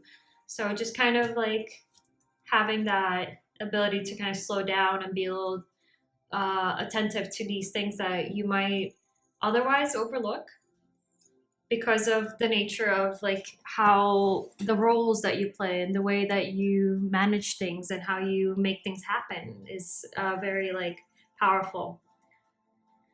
I also heard reverse osmosis when creating your card. So that felt really random, but it made sense. Water purification can be really helpful for you, and to tune into the more gentle energies of water can be something that benefits you. Since I'm getting a lot of fire energy here, you may literally be asked to use a water filter for your health, or to soak. Oh, sorry, that didn't make sense. The fire energy part was in regards to the fact that you're being asked to look into things like being in tune with the more gentle energies of water, just to balance yourself out, to go into that other type of energy that may not be as readily available to you. Apart from that, you may also literally just be asked to use a water filter for your health because of that reverse osmosis part, or to soak your legumes, grains, nuts, and beans in order to absorb their nutrients more efficiently. You like efficiency. Purifying your energy field is very important. It's a different kind of purification than the one you bring, as you have this fire energy, and fire does purify, but it is more rough kind of purification energy, made rough by the trials and tribulations of life. But you're being asked to connect with the more healing purification energy of water, to the soft feminine energy. You definitely have an energy of finishing what you started. even if you have to work through the discomfort or work overtime. But I feel like the discomfort is your choice, and that's what's important. That's why you put up with it. But the kind of conditions you put up with more easily may kind of floor or shut down another person who operates in an entirely different way, in a more watery and soft feminine way, because they're just wired differently and have different strengths than you do. So slowing down once in a while is definitely something that would benefit you and is a part of your life's journey in learning how to use your passionate energy and to also be a fire that warms rather than just blazes. And different people will be at different stages of that process. So some of you may have already learned this and have been equipped with the skills to put that to work more, and others are just, at that point where they're just starting to realize this or see that this kind of slowing down and gentleness toward the self can really benefit you, especially if you've been, heartbroken, hurt emotionally, let down by others, disappointed by a situation. And this might be forcing you to tune into those waters after all, even if you haven't wanted to exactly pay attention to that too much. You have this very strong, passionate energy of the carnelian. So, you're red hot. You're very much in that. And you get things done, you get moving, I feel like you're a very physical person. So, and this is something that, you are meant to work on over this lifetime here. And this is your focus.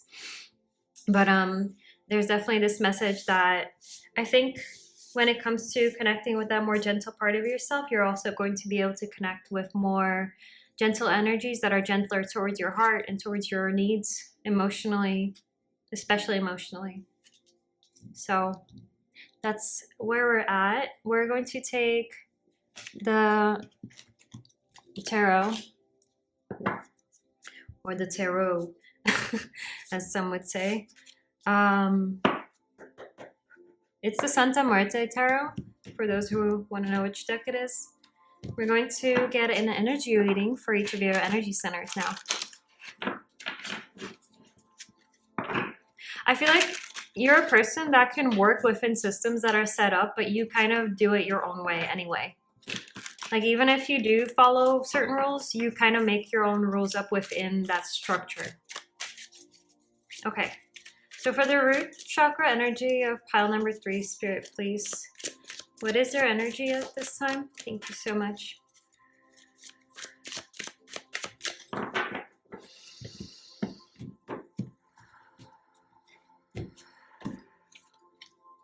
Okay.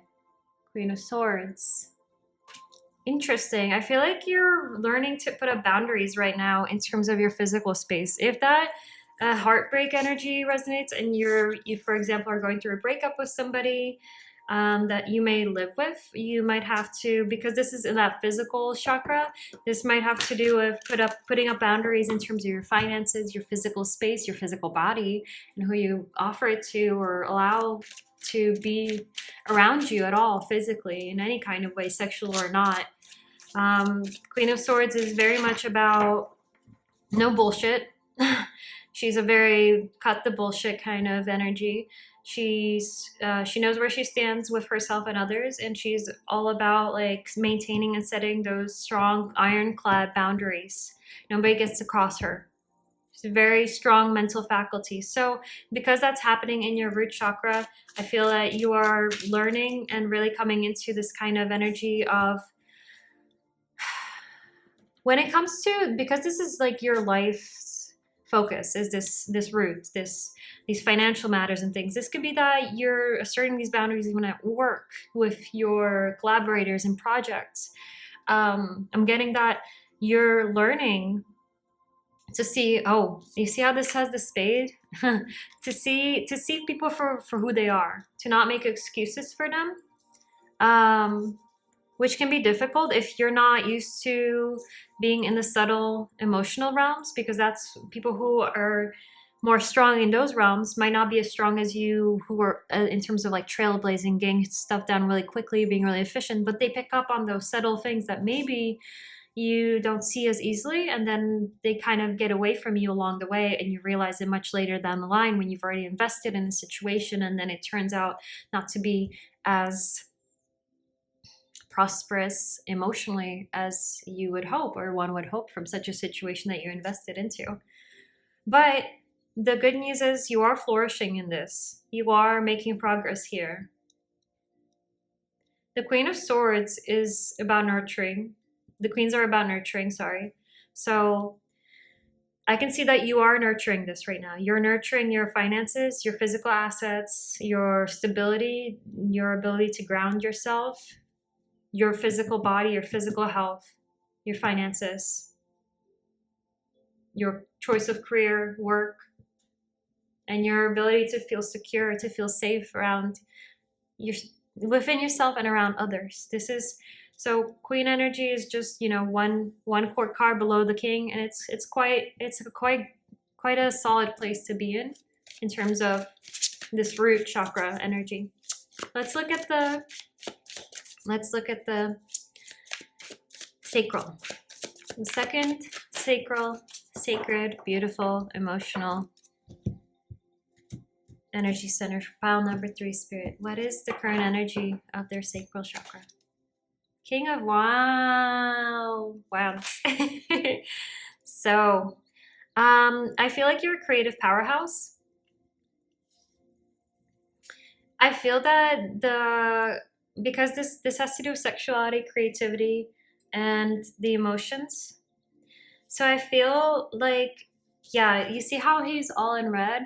You're creating, I feel like some of you are creating some kind of creative project that you've really grounded into the physical that has made great progress. You're very well versed in whatever skill you've been working on, whatever skill you've been putting out into the world. You know where you're going, you know what direction you want to go, and you're determined to get there.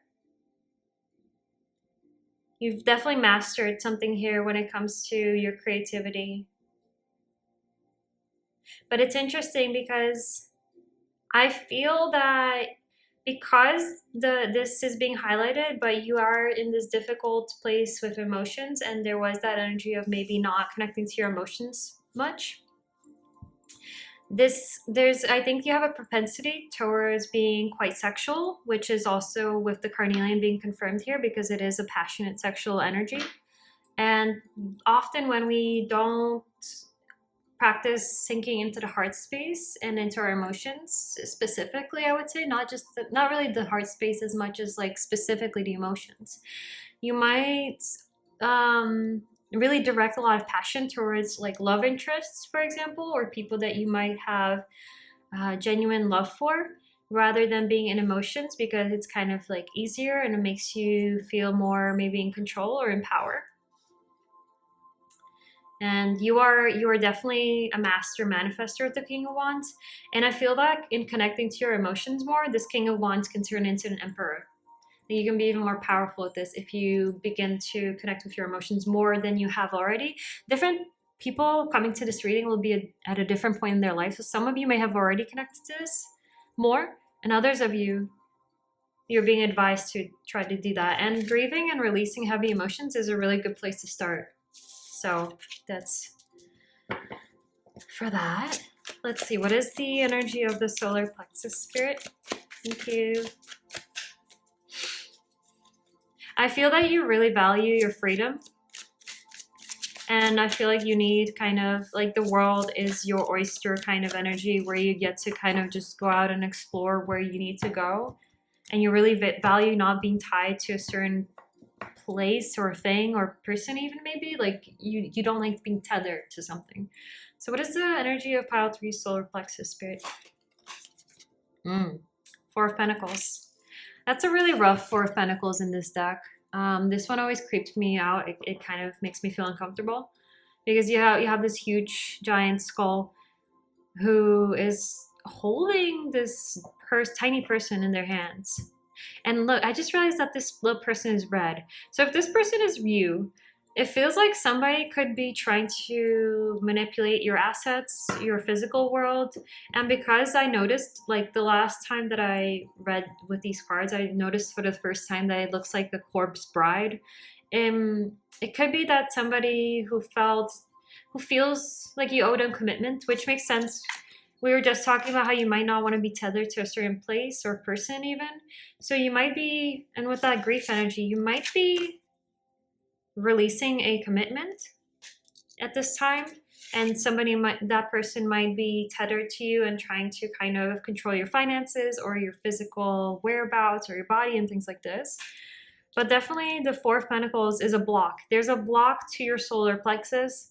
There's a block to your confidence. There's a block to you taking action, which is interesting because it almost feels like you're kind of manifesting the energy here for taking action, but you're blocked from moving forward by some kind of person or energy that is feeling entitled to something that you have physically, some kind of asset, resource that you provide them or that you have in general. This person or thing or energy, whatever. It might also be a job, that doesn't want to let you go, that likes your talents and how you utilize them within their workspace and doesn't want to lose that energy that you give to them, but you need to give it back to yourself. And so there's some kind of need to let go of something here that is trying to control you. And I just turned this around by accident, and it's the Ace of Pentacles. Yeah, because, and the grasshopper. I remember looking this up. Give me 1 second. I just need to remind myself. Okay, so I feel this is really interesting. I looked up the grasshopper symbolism and I found something slightly different than I have in the past. But also, what I was trying to confirm was that this is a symbol of abundance, which it is. But what else I found that's really interesting for the grasshopper is the grasshoppers have been around since millions of years ago. They were present on this earth before the dinosaurs existed. And they carry wisdom along with them and are said to represent many things such as abundance, achievement, courage, fearlessness, longevity, peacefulness, wealth, and virtue. These are all the things that somebody here or certain people are trying to really cling on to you for and want to. Wow. And this might be leaving you, in a state of, again, feeling burdened. Because this is not the Ten of Wands, but this person looks like they have gone through so many Ten of Wands that they're just implicit. The energy is just implicit in this image. I mean, this person is hunched over, looking defeated, right? And it's kind of like, you can't give to everybody. You have to give to yourself first. And if people are there just to take from you and aren't trying to help themselves, that's really not your responsibility to fix that for them.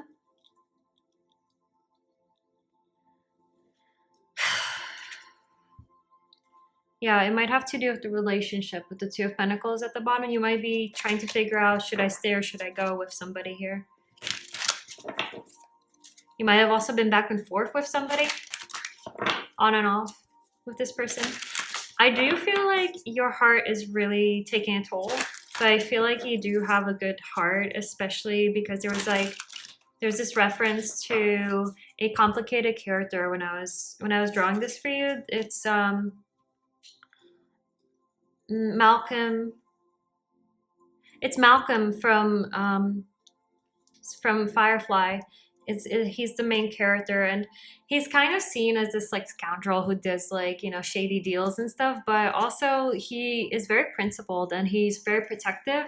And when you're under his care and you're on his ship, like you are part of his family, and he shows up for you and takes care of you no matter what. He's very principled. And there's this funny scene I remember when somebody was like, you think you're better than everybody, and he's like, just the people that I'm better than. So this is the kind of energy I'm getting from you. Like, you might be misunderstood by your actions or the things you say sometimes, but I feel like you have a very good heart. And there was that energy of you having virtue and being this kind of like courageous person.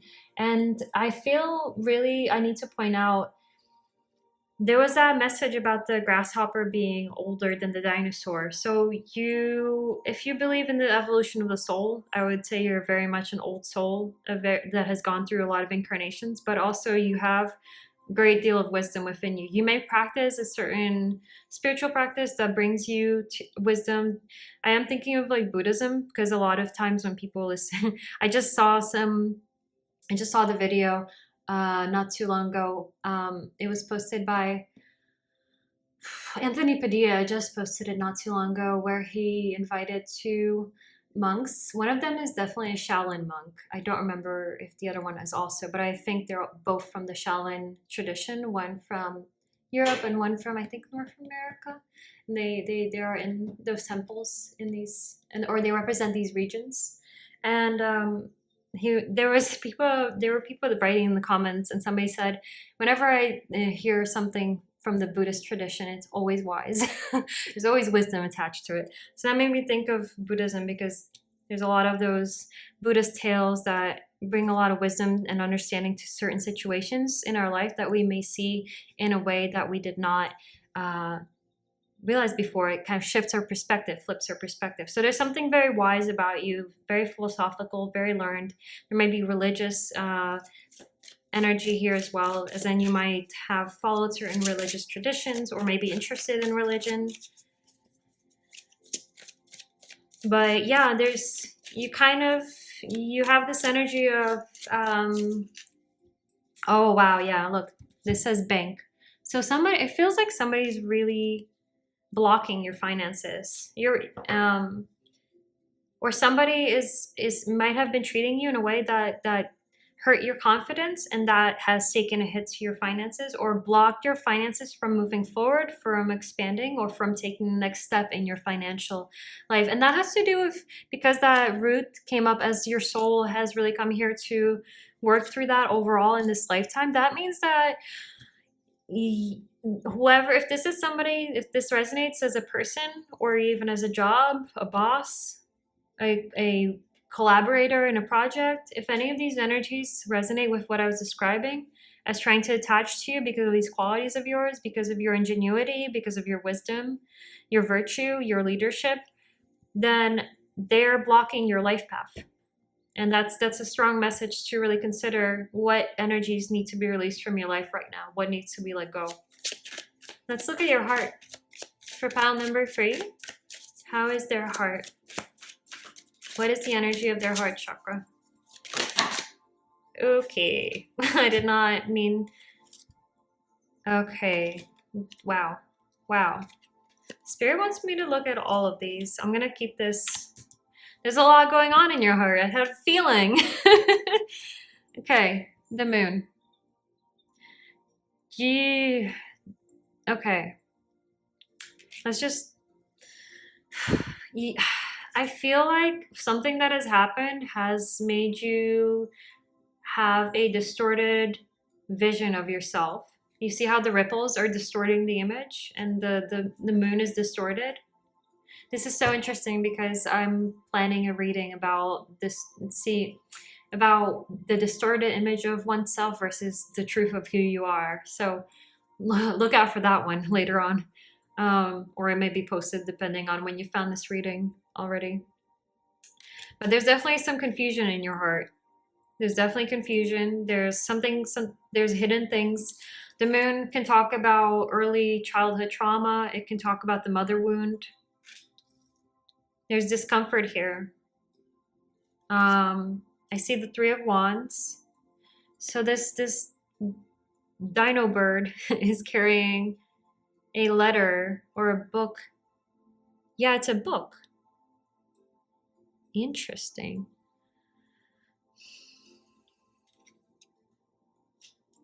Let's see. 9 of Swords. No. Yes.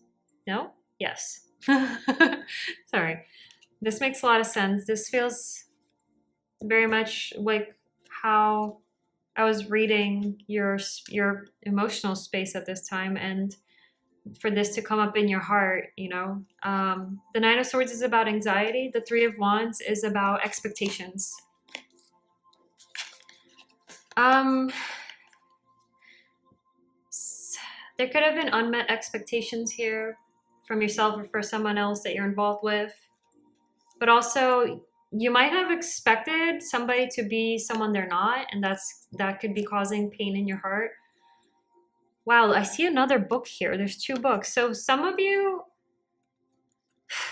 are being called to scripture for guidance. Others of you might be confused because of scripture. There might be because I did mention like certain religious tradition, for example, could give you a certain concept about partnerships or love that might be kind of shattered right now, and you might be confused. It might be distorting your perception and confusing you, making you feel like you're in the dark about where to go next.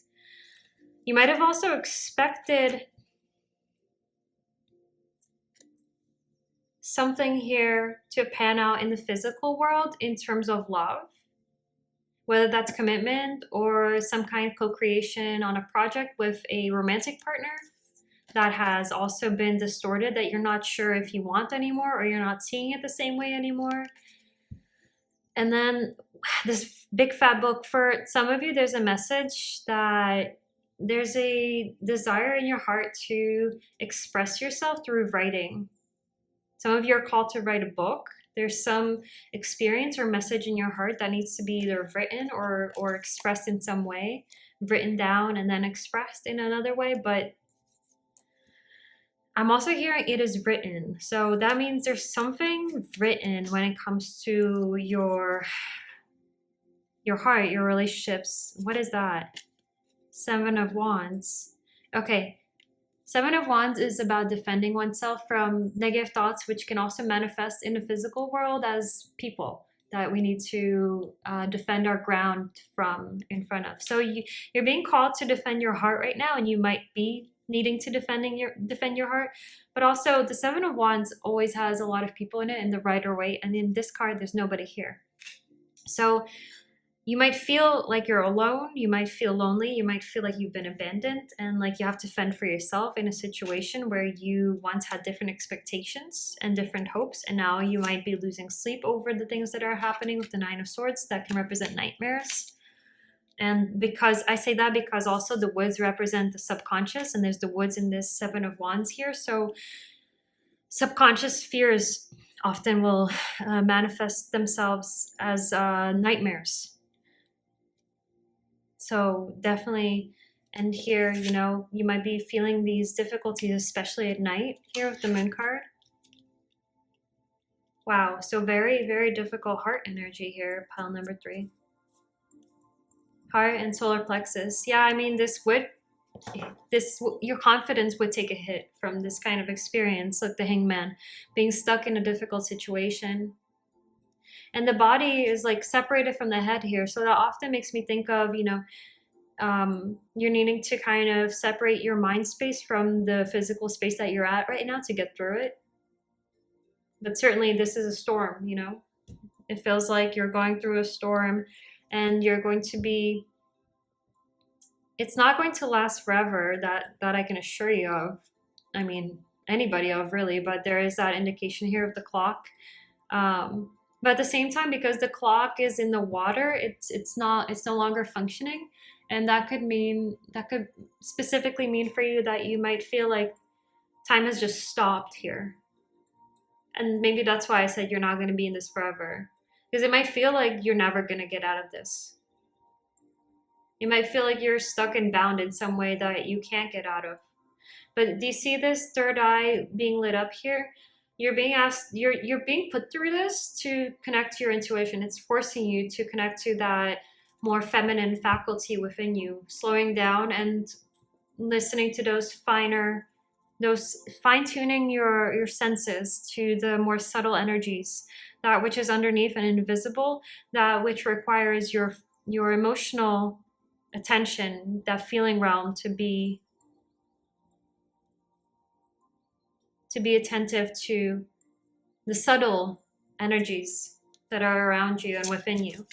So that's the purpose. There's a bigger reason for this, because apparently your intuition will be necessary for something that you're building in this life. Because I mean, that's a, you know, we generally in this physical world, because the physical itself represents illusions and spirit represents clarity, it is important for us to tune into intuition in order to see the path ahead clearly.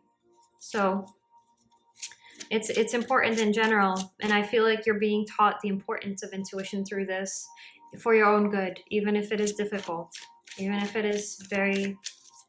And I feel, you know, I felt really distraught. I felt like a really difficult energy, and I'm really sorry you're going through this. I don't mean to take away from what you're experiencing by saying, oh, it's all for the best, it's a lesson.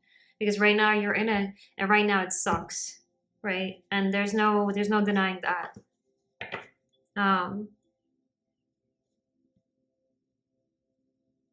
But do remember, you have a lot of power. And through asserting your boundaries, through maintaining them, you're really creating this kind of container for this super powerful creative energy to form and shape into something absolutely beautiful that represents your passions and your virtue, your passions, your I just said passions again. You might be a very passionate person. I feel like very motivated to do something having to do with your dharma in this world.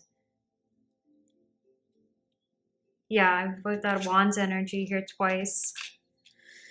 You're learning to, Seven of Wands also for me represents not succumbing to negative thoughts, not being distracted by negative thoughts that try to take you away from your good, from following that which is prosperous for you emotionally and physically and spiritually.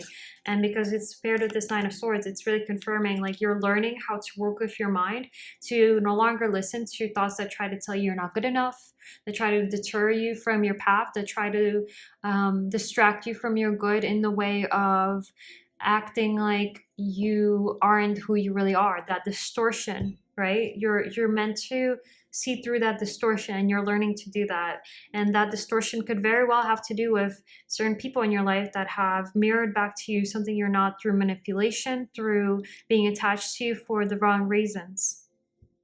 It always feels like a very karmic energy, not a very divinely it's an energy that's not really connecting to the soul, to the divine. It's not following the virtues of goodness and love, you know. So that might be what's at play here. And also, some of you, because you are working on this, and because you do have the Queen and you're nurturing the finances, the physical, you may not feel confident yet. Even if you have built this up, you might still not be entirely confident when it comes to your money, when it comes to your physical assets and things. So that may be playing a role in your ability to feel confident. Is this for... Do we take this? No. Okay. I just want to see what it is. Yeah. Hope and reflection. Seven of Swords. Yeah, I feel like there's definitely some deception around you, people around you. And like, because there's this coffin here, and this person seems like they're considering thinking something over. It's like you're considering putting something to bed, because it feels like hope has been lost, and you've been put in this energy of reflection on what is dying here, what is ended or about to end. And like, oh, I just noticed there's all these bones here. I never noticed that before. Are these bones? No, they're okay. So these are like the spikes that keep the coffin closed. So it's like you got out of the coffin. Maybe... Wow, this is really specific. I never noticed that before. It feels like... I hope you can see it properly here. Okay. So you see on the bottom here, there's these spikes, they keep the coffin closed. So it's like you were in that coffin and you got out. It's almost like somebody wanted to put you in a deep sleep, a deep slumber, put you on coast, auto drive, what do you call cruising, cruising down a highway, heading in a direction that wasn't aligned with you. And like you just, got yourself out from having been put through this really difficult experience, death, right? And when you think about, it's making me think of vampires. When vampires would get buried, before they would rise, they would have to claw their way out of the grave, which is a really freaky experience. But the thing is, in the show Buffy the Vampire Slayer, spoilers if you haven't seen season 6, you're gonna have to skip ahead like 15 seconds. they bring Buffy back from the dead, and she is a human girl. She's only what? No, I think she's an adult by then. Like I think she might be 19 or 20, but she's practically still a child. And she has to claw her way out of the coffin and out of the ground. And it just like completely, her fingers are bloodied and she's completely distraught. She was in a better place, and then she was pulled back into hell on Earth by her friends. And the whole season is about depression and other mental health issues that she carries alone, because all these other people really want her to be there. They really want her to protect them, to bring them a better life, to fight their battles for them. They didn't they might have had certain intentions of, bringing her back from what they thought was a bad place, but ultimately it was because they really wanted her there for themselves. They needed her back. They didn't know what to do without her. And instead of, fighting on their own and accepting that she wants to move on. So you might have tried to leave a certain situation, or you might have even kind of had some serious difficulties physically with your health or things like that that caused you to withdraw from a situation that you were brought back into. And now, it's that metaphor of like people around you might be desiring you for what you do for them. And you might be reflecting on that. You might have been through some really difficult experiences, and there's that mental health message of being alone in your mental health difficulties, right? There's that overall energy that I asked what energy you're coming from, and it's 5 of Cups. So you might be hiding this because you serve others. That's what Buffy did. She hid what she was going through because she didn't want them to feel guilty for bringing her back from literal heaven back to actual hell on earth. Because while she was gone, all the demons had basically taken over because she was gone, because there was no one to scare them, to fight them, but she wasn't in the shape to fight them again. And that feels important. It feels like you're being asked to come back to fight another good fight, but you need to rest and you need to recuperate your energy, and you may be expected to just work at full capacity and to serve like you always did, but there's something about it where you might not be able to, and there's something about like accepting something dying here, ending maybe your role in people's lives and the way that you met expectations that were put on you. Because I did get that Malcolm from Firefly energy, which he's a captain of a ship, so he's the leader of a group. So there might be a group of people that depend on you. And you may feel like there's no way that you can leave that situation, because in that show, like Buffy can't just quit being the Slayer. There's nothing, she can only die. Death was her gift. It was what the shaman was able to tell her, like the season before that. Death was her gift. Death was her way to rest, find peace. And it was taken from her by the very people that she loves and that she died for in the first place. So yeah, so you might have sacrificed a lot for others, and you might feel unappreciated. You might be seeing through to people's true intentions or kind of their selfish human needs. Humans obviously have selfish needs, but you might have been particularly selfless in certain aspects and only are realizing now how that was taken advantage of. Whoop. Yeah, it feels like you really need to water your own soil here and to bring that passion back into your own self, into your own endeavors. I'm hearing like really like you need to kind of be a little selfish here, because of it feels like you can't even, like you're being asked to fight a fight that you can't really fight right now. So for the throat, can we please get the energy for pile number 3? King of Swords. Wow, very nice. Yeah, I remember saying that you have your speech ability is effortless. That's connecting with that Queen of Swords. And remember how I talked about the writing in the book? You might, this feels like for some of you, there's definitely some kind of writing, some kind of communication project. That could be, you know, through, you could be singing, you could be writing a book, it could be poetry, it could be a podcast, YouTube video, some kind of songwriting even. There's a message here that you need to share, that you're masterful in some kind of communication and in sharing some kind of ideas in some kind of mental capacity, that you're able to communicate, that will be connected to bringing this physical prosperity and abundance into your life, which is a very big focus overall in this lifetime.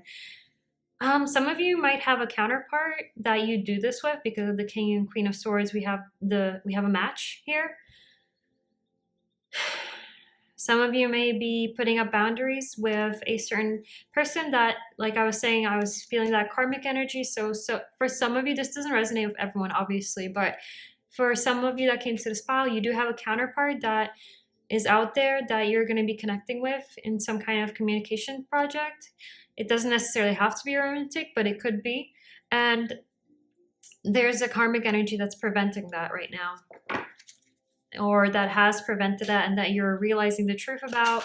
It could be more than one person. It could be a group, like I said. It could be work setting, a creative project setting, group members, a partner, especially people who have depended on you financially or for your skills or for what you can give them, provide for them.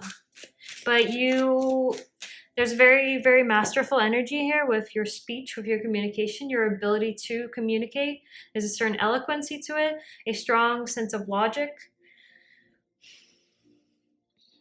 But you might sometimes have difficulty feeling confident about that.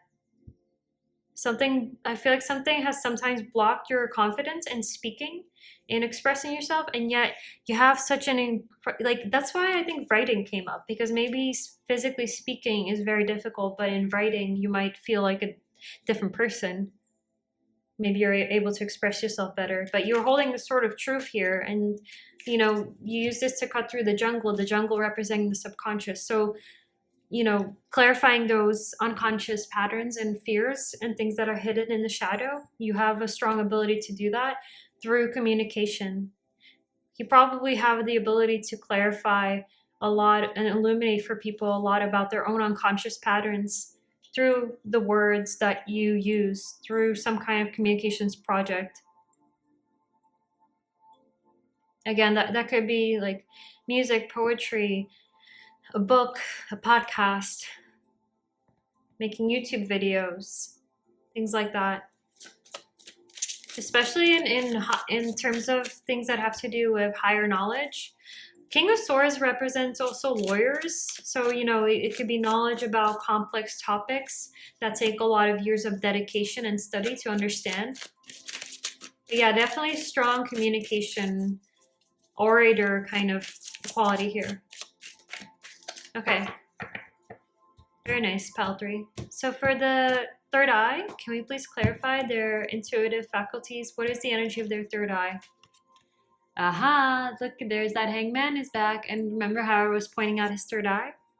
Yes, this confirms that the difficulties that you're being put through are here to strengthen your intuition. And I feel like because we have our first major arcana of the day, that means that this is really being strengthened right now.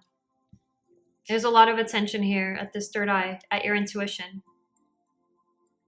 at separating the intuitive faculties from what's physically going on, meaning seeing the truth instead of being, instead of the miasma of the physical world clouding your judgment. You are seeing through something here. Through the storm, you are learning to see the truth. Often pain can give us clarity. So this is something that I feel that you're strongly experiencing right now, or we're just experiencing, since that's the energy you're coming from. It could be something that you're still in or just came from. The Hangman represents a lot of wisdom. It's Pisces energy. And yes, Pisces is connected to Jupiter in classical Hellenistic astrology, and Jupiter again comes back to that lawyer. Jupiter is connected to, it corresponds to law. So some of you might be interested in the law or becoming a lawyer. That's for some of you. Or you might just be really well versed in legal matters. You might have dealt with some crazy legal matters here if there was some kind of marriage commitment and perhaps divorce for some of you, settling assets with maybe shared assets in a project or a business that you created with a partner. Things like this could have really given you a ability to really understand the law. Pisces is also having to do with dreams. So there's that very strong intuitive energy with modern astrology connecting Pisces rulership to Neptune, which is about the kind of collective consciousness energy of all being connected to the same source and being all one collective consciousness. With Jupiter, there's again that callback to higher thought, higher learning, and this is between the eyes. So this, your mind is really being highlighted here, like I was saying before already, but this is really confirming it strongly. You have a very powerful mind. You have an ability to understand difficult concepts, very expert kind of knowledge concepts. And you've gained a lot of wisdom. Yeah, like the grasshopper was saying, the hangman represents wisdom and enlightenment through a really difficult process or cycle. The storm representing troubles here as well. And he's also just like in this card, standing in the water. So you might be going through this right now, this kind of, you might be feeling stuck right now in a cycle that is really difficult. While you have these plans for your future that are being blocked at the moment, especially because of heart-related matters. Connections of compassionate and loving and kind of nurturing sort of connections to people. So this could be family, a partner, something that is close to your heart. And it's really difficult. That's very difficult to go through. Wow, look, Page of Cups is at the bottom. Exactly, matters of the heart.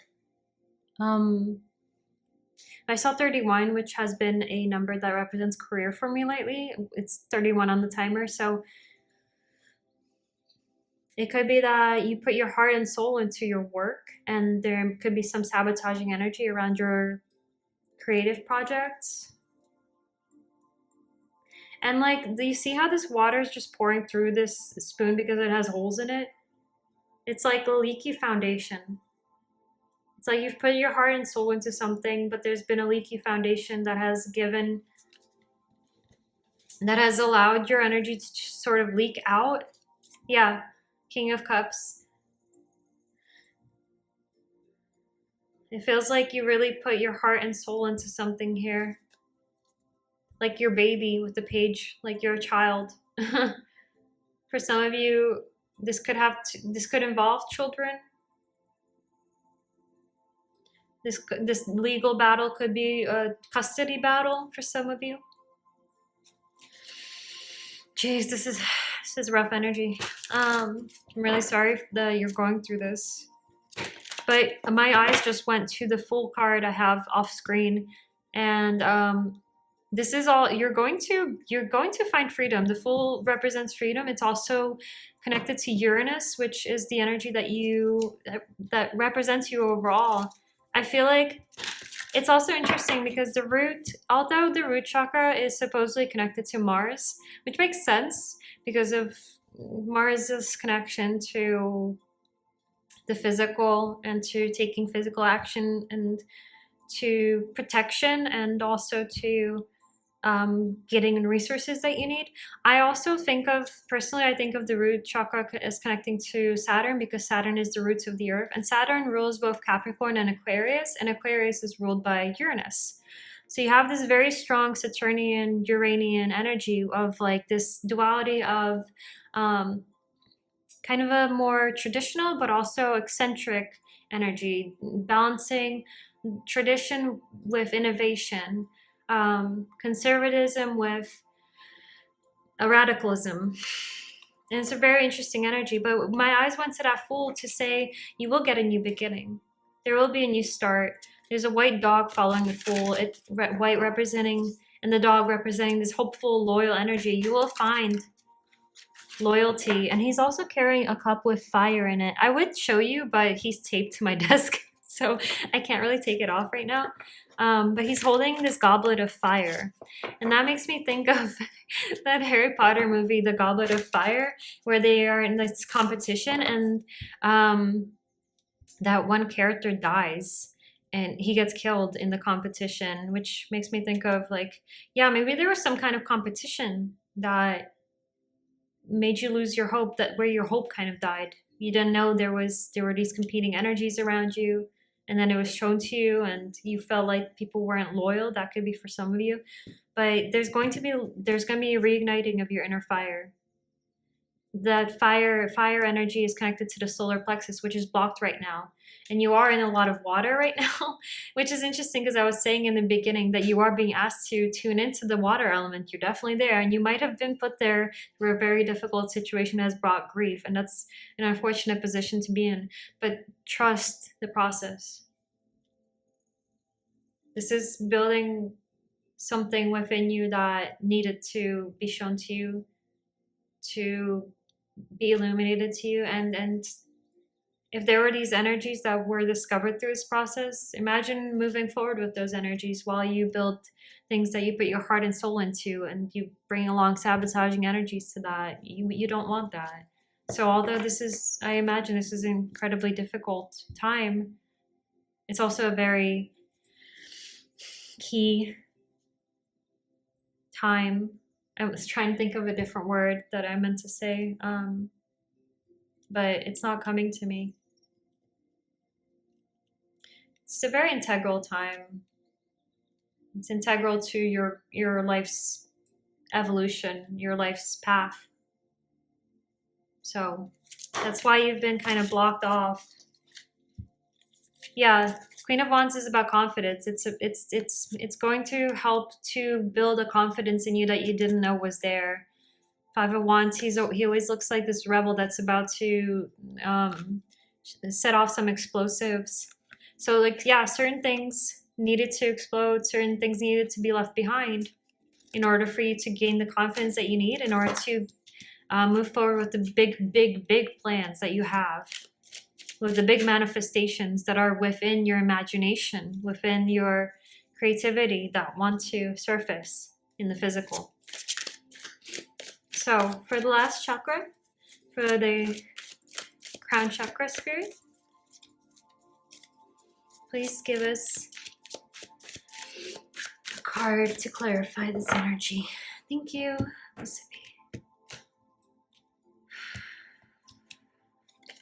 Wow, Three of Cups. Okay, that's interesting. So there isn't a super strong connection with spirit here, but I feel like you're becoming friendly with it. I feel like you're becoming friendly with that unseen guidance, that source energy. And it's because this heart is at the center of the table. The heart is where you find spirit, and that is probably why there's all this difficult energy in your heart to kind of clear away those blocks to connecting with spirit. But the Three of Cups represents friendship, and so I do feel like you're becoming friendly with this energy. I do also feel like there will be people coming into your life that offer friendship, that really connect you to spirit, that help you connect to the source. These people may be, practicing a certain type of spiritual practice that they may introduce you to. You may find like chosen family, because again, coming back to Firefly, it's a lot about chosen family. because your own might be sabotaging you, or you might not fit in. You might be like the black sheep kind of energy, something like that. But not all of you, obviously. But there's definitely this energy of found family, soul family, people that you come into this lifetime with and you find, and they connect you deeper to your own soul. So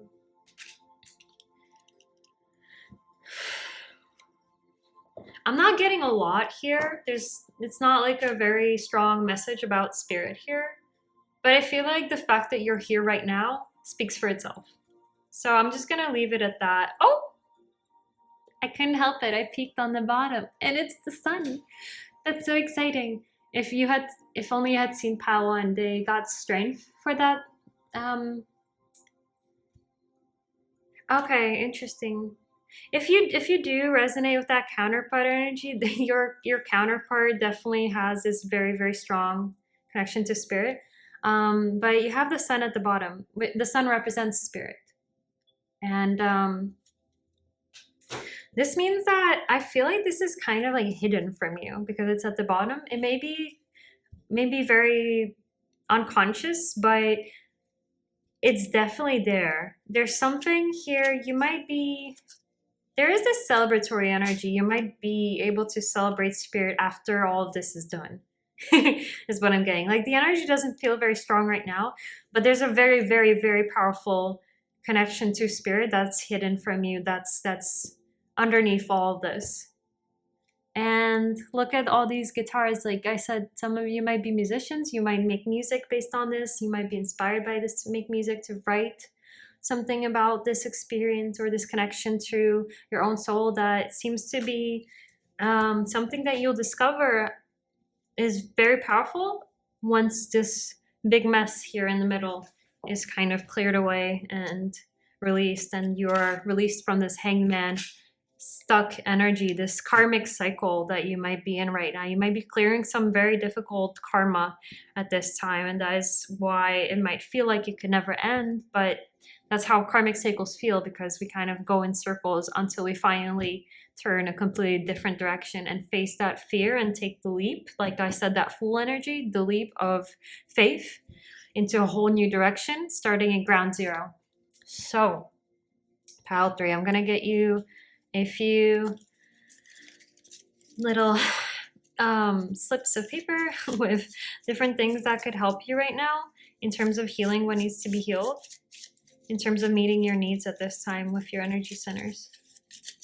So Spirit, for pile number 3, can you please give us advice for pile 3? What do they need right now? What methods, approaches, things like that? What can help them right now? Okay. This flipped over right onto my hand. So, and an anti-inflammatory diet. So that makes sense. We do have the stomach here with the solar plexus was blocked. So there's something about the digestive system and about an anti-inflammatory diet that can be really helpful for you right now. And digestion is the pillar of good health. And because your physical world, senses, body is something of a lifelong focus for you, then an anti-inflammatory diet is something that could really help to look into. And it might not be exactly what you think it is. I would really research this, because even as a person who has researched a lot of things having to do with nutrition and diet and food and how to eat in different ways for different health things, I still found so much information that I would have never guessed about what an anti-inflammatory diet truly is and what foods are and are not anti-inflammatory. So this one came out first. Social media detox. Okay. Yeah. No wonder. Yeah, there's that connecting with the self, the inner world, and getting away from maybe the drama of your social networks, circles, people in your vicinity could really help right now. Grounding and centering, yes, absolutely. You definitely, I would have said that even if that didn't come up.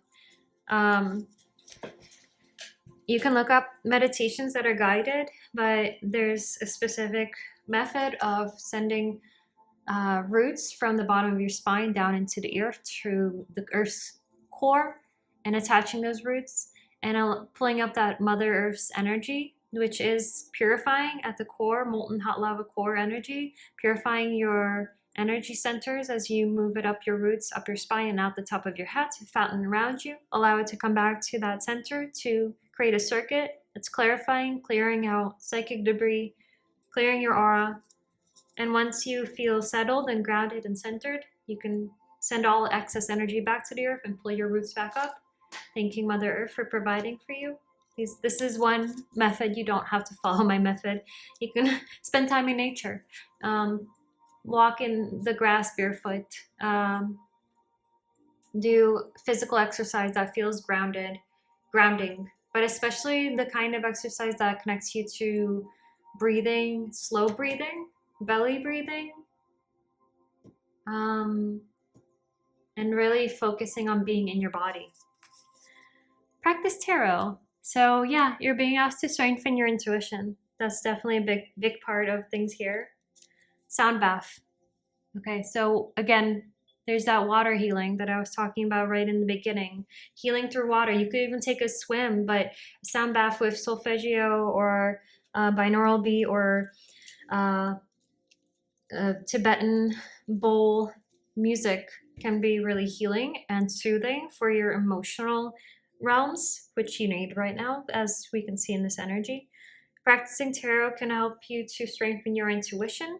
It's a good, it's a really soothing practice for your own self. It can really help you reflect on your emotional realms. There's one more that I feel like, yeah, one more wanted to come out. Moon cycles. Yeah, I had that moon card come up. Did I say that the Hangman was your only major arcana? The moon is major arcana. Well, you have majorly difficult energy in your heart, but you have majorly, you're majorly building wisdom in that intuitive realm, which is beautiful because that was something that I was saying from the beginning would be beneficial for you. And then we have, yeah, moon cycles. So learning how the moon cycles might be affecting you more than you realize, and following how the moon is changing and what is happening with the moon in the sky, either through astrology or simply through an almanac, can really help you to understand, when the waning cycles are happening, when the eclipses are happening,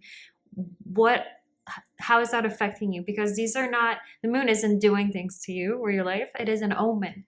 It is a reflection of what is happening in your life, and you can follow that, and this can help to build your intuition because it confirms to you what is happening at that time and the energies that you're picking up on intuitively that are subtle and unseen.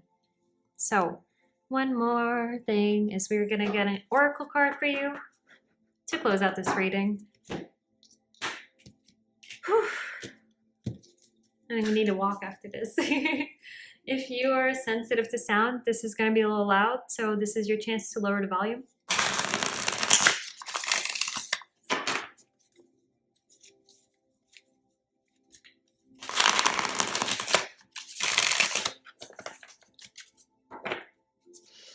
One more good shuffle for pile 3.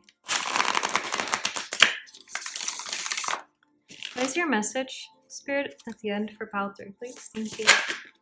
That was fast. I care for the earth. Yeah, definitely spend time in nature.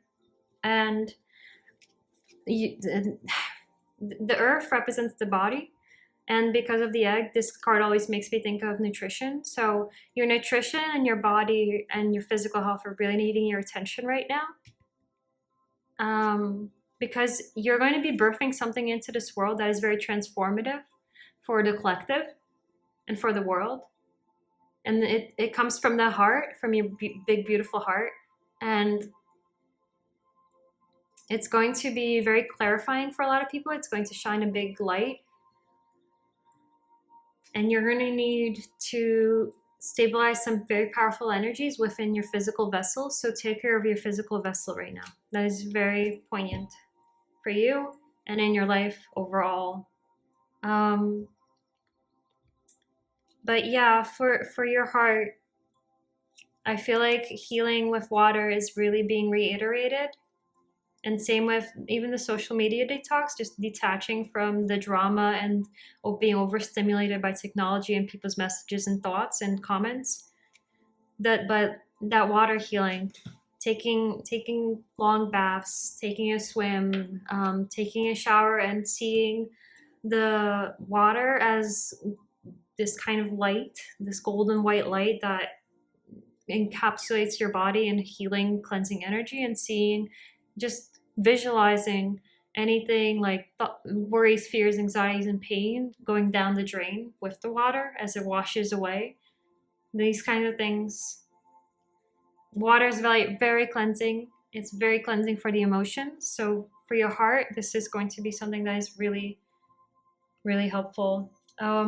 Also, this is interesting. This was facing up, and I just noticed, and it's at the top of the pile. It says kidney health, and the kidney. Can you see that? Yeah, the kidney meridian is connected to the heart meridian. Or the kidney is energetically connected to the heart, and I believe it is traditional Chinese medicine. So when you have, and I've just read about this a few days ago, when there is difficult emotional relationship problems, and when you have things like heartbreak, it can really affect your kidney health. So take care of your kidneys at this time. That comes back to things with water, hydrating a lot in the morning, making sure that your kidneys are warm, making sure your feet are warm, eating kidney healthy food. Lettuce is a very kidney healthy food, because things like potassium, if you're consuming a lot of potassium, can be damaging to the kidneys if they're feeling weak, which they would be if you're having a lot of emotional heart problems right now.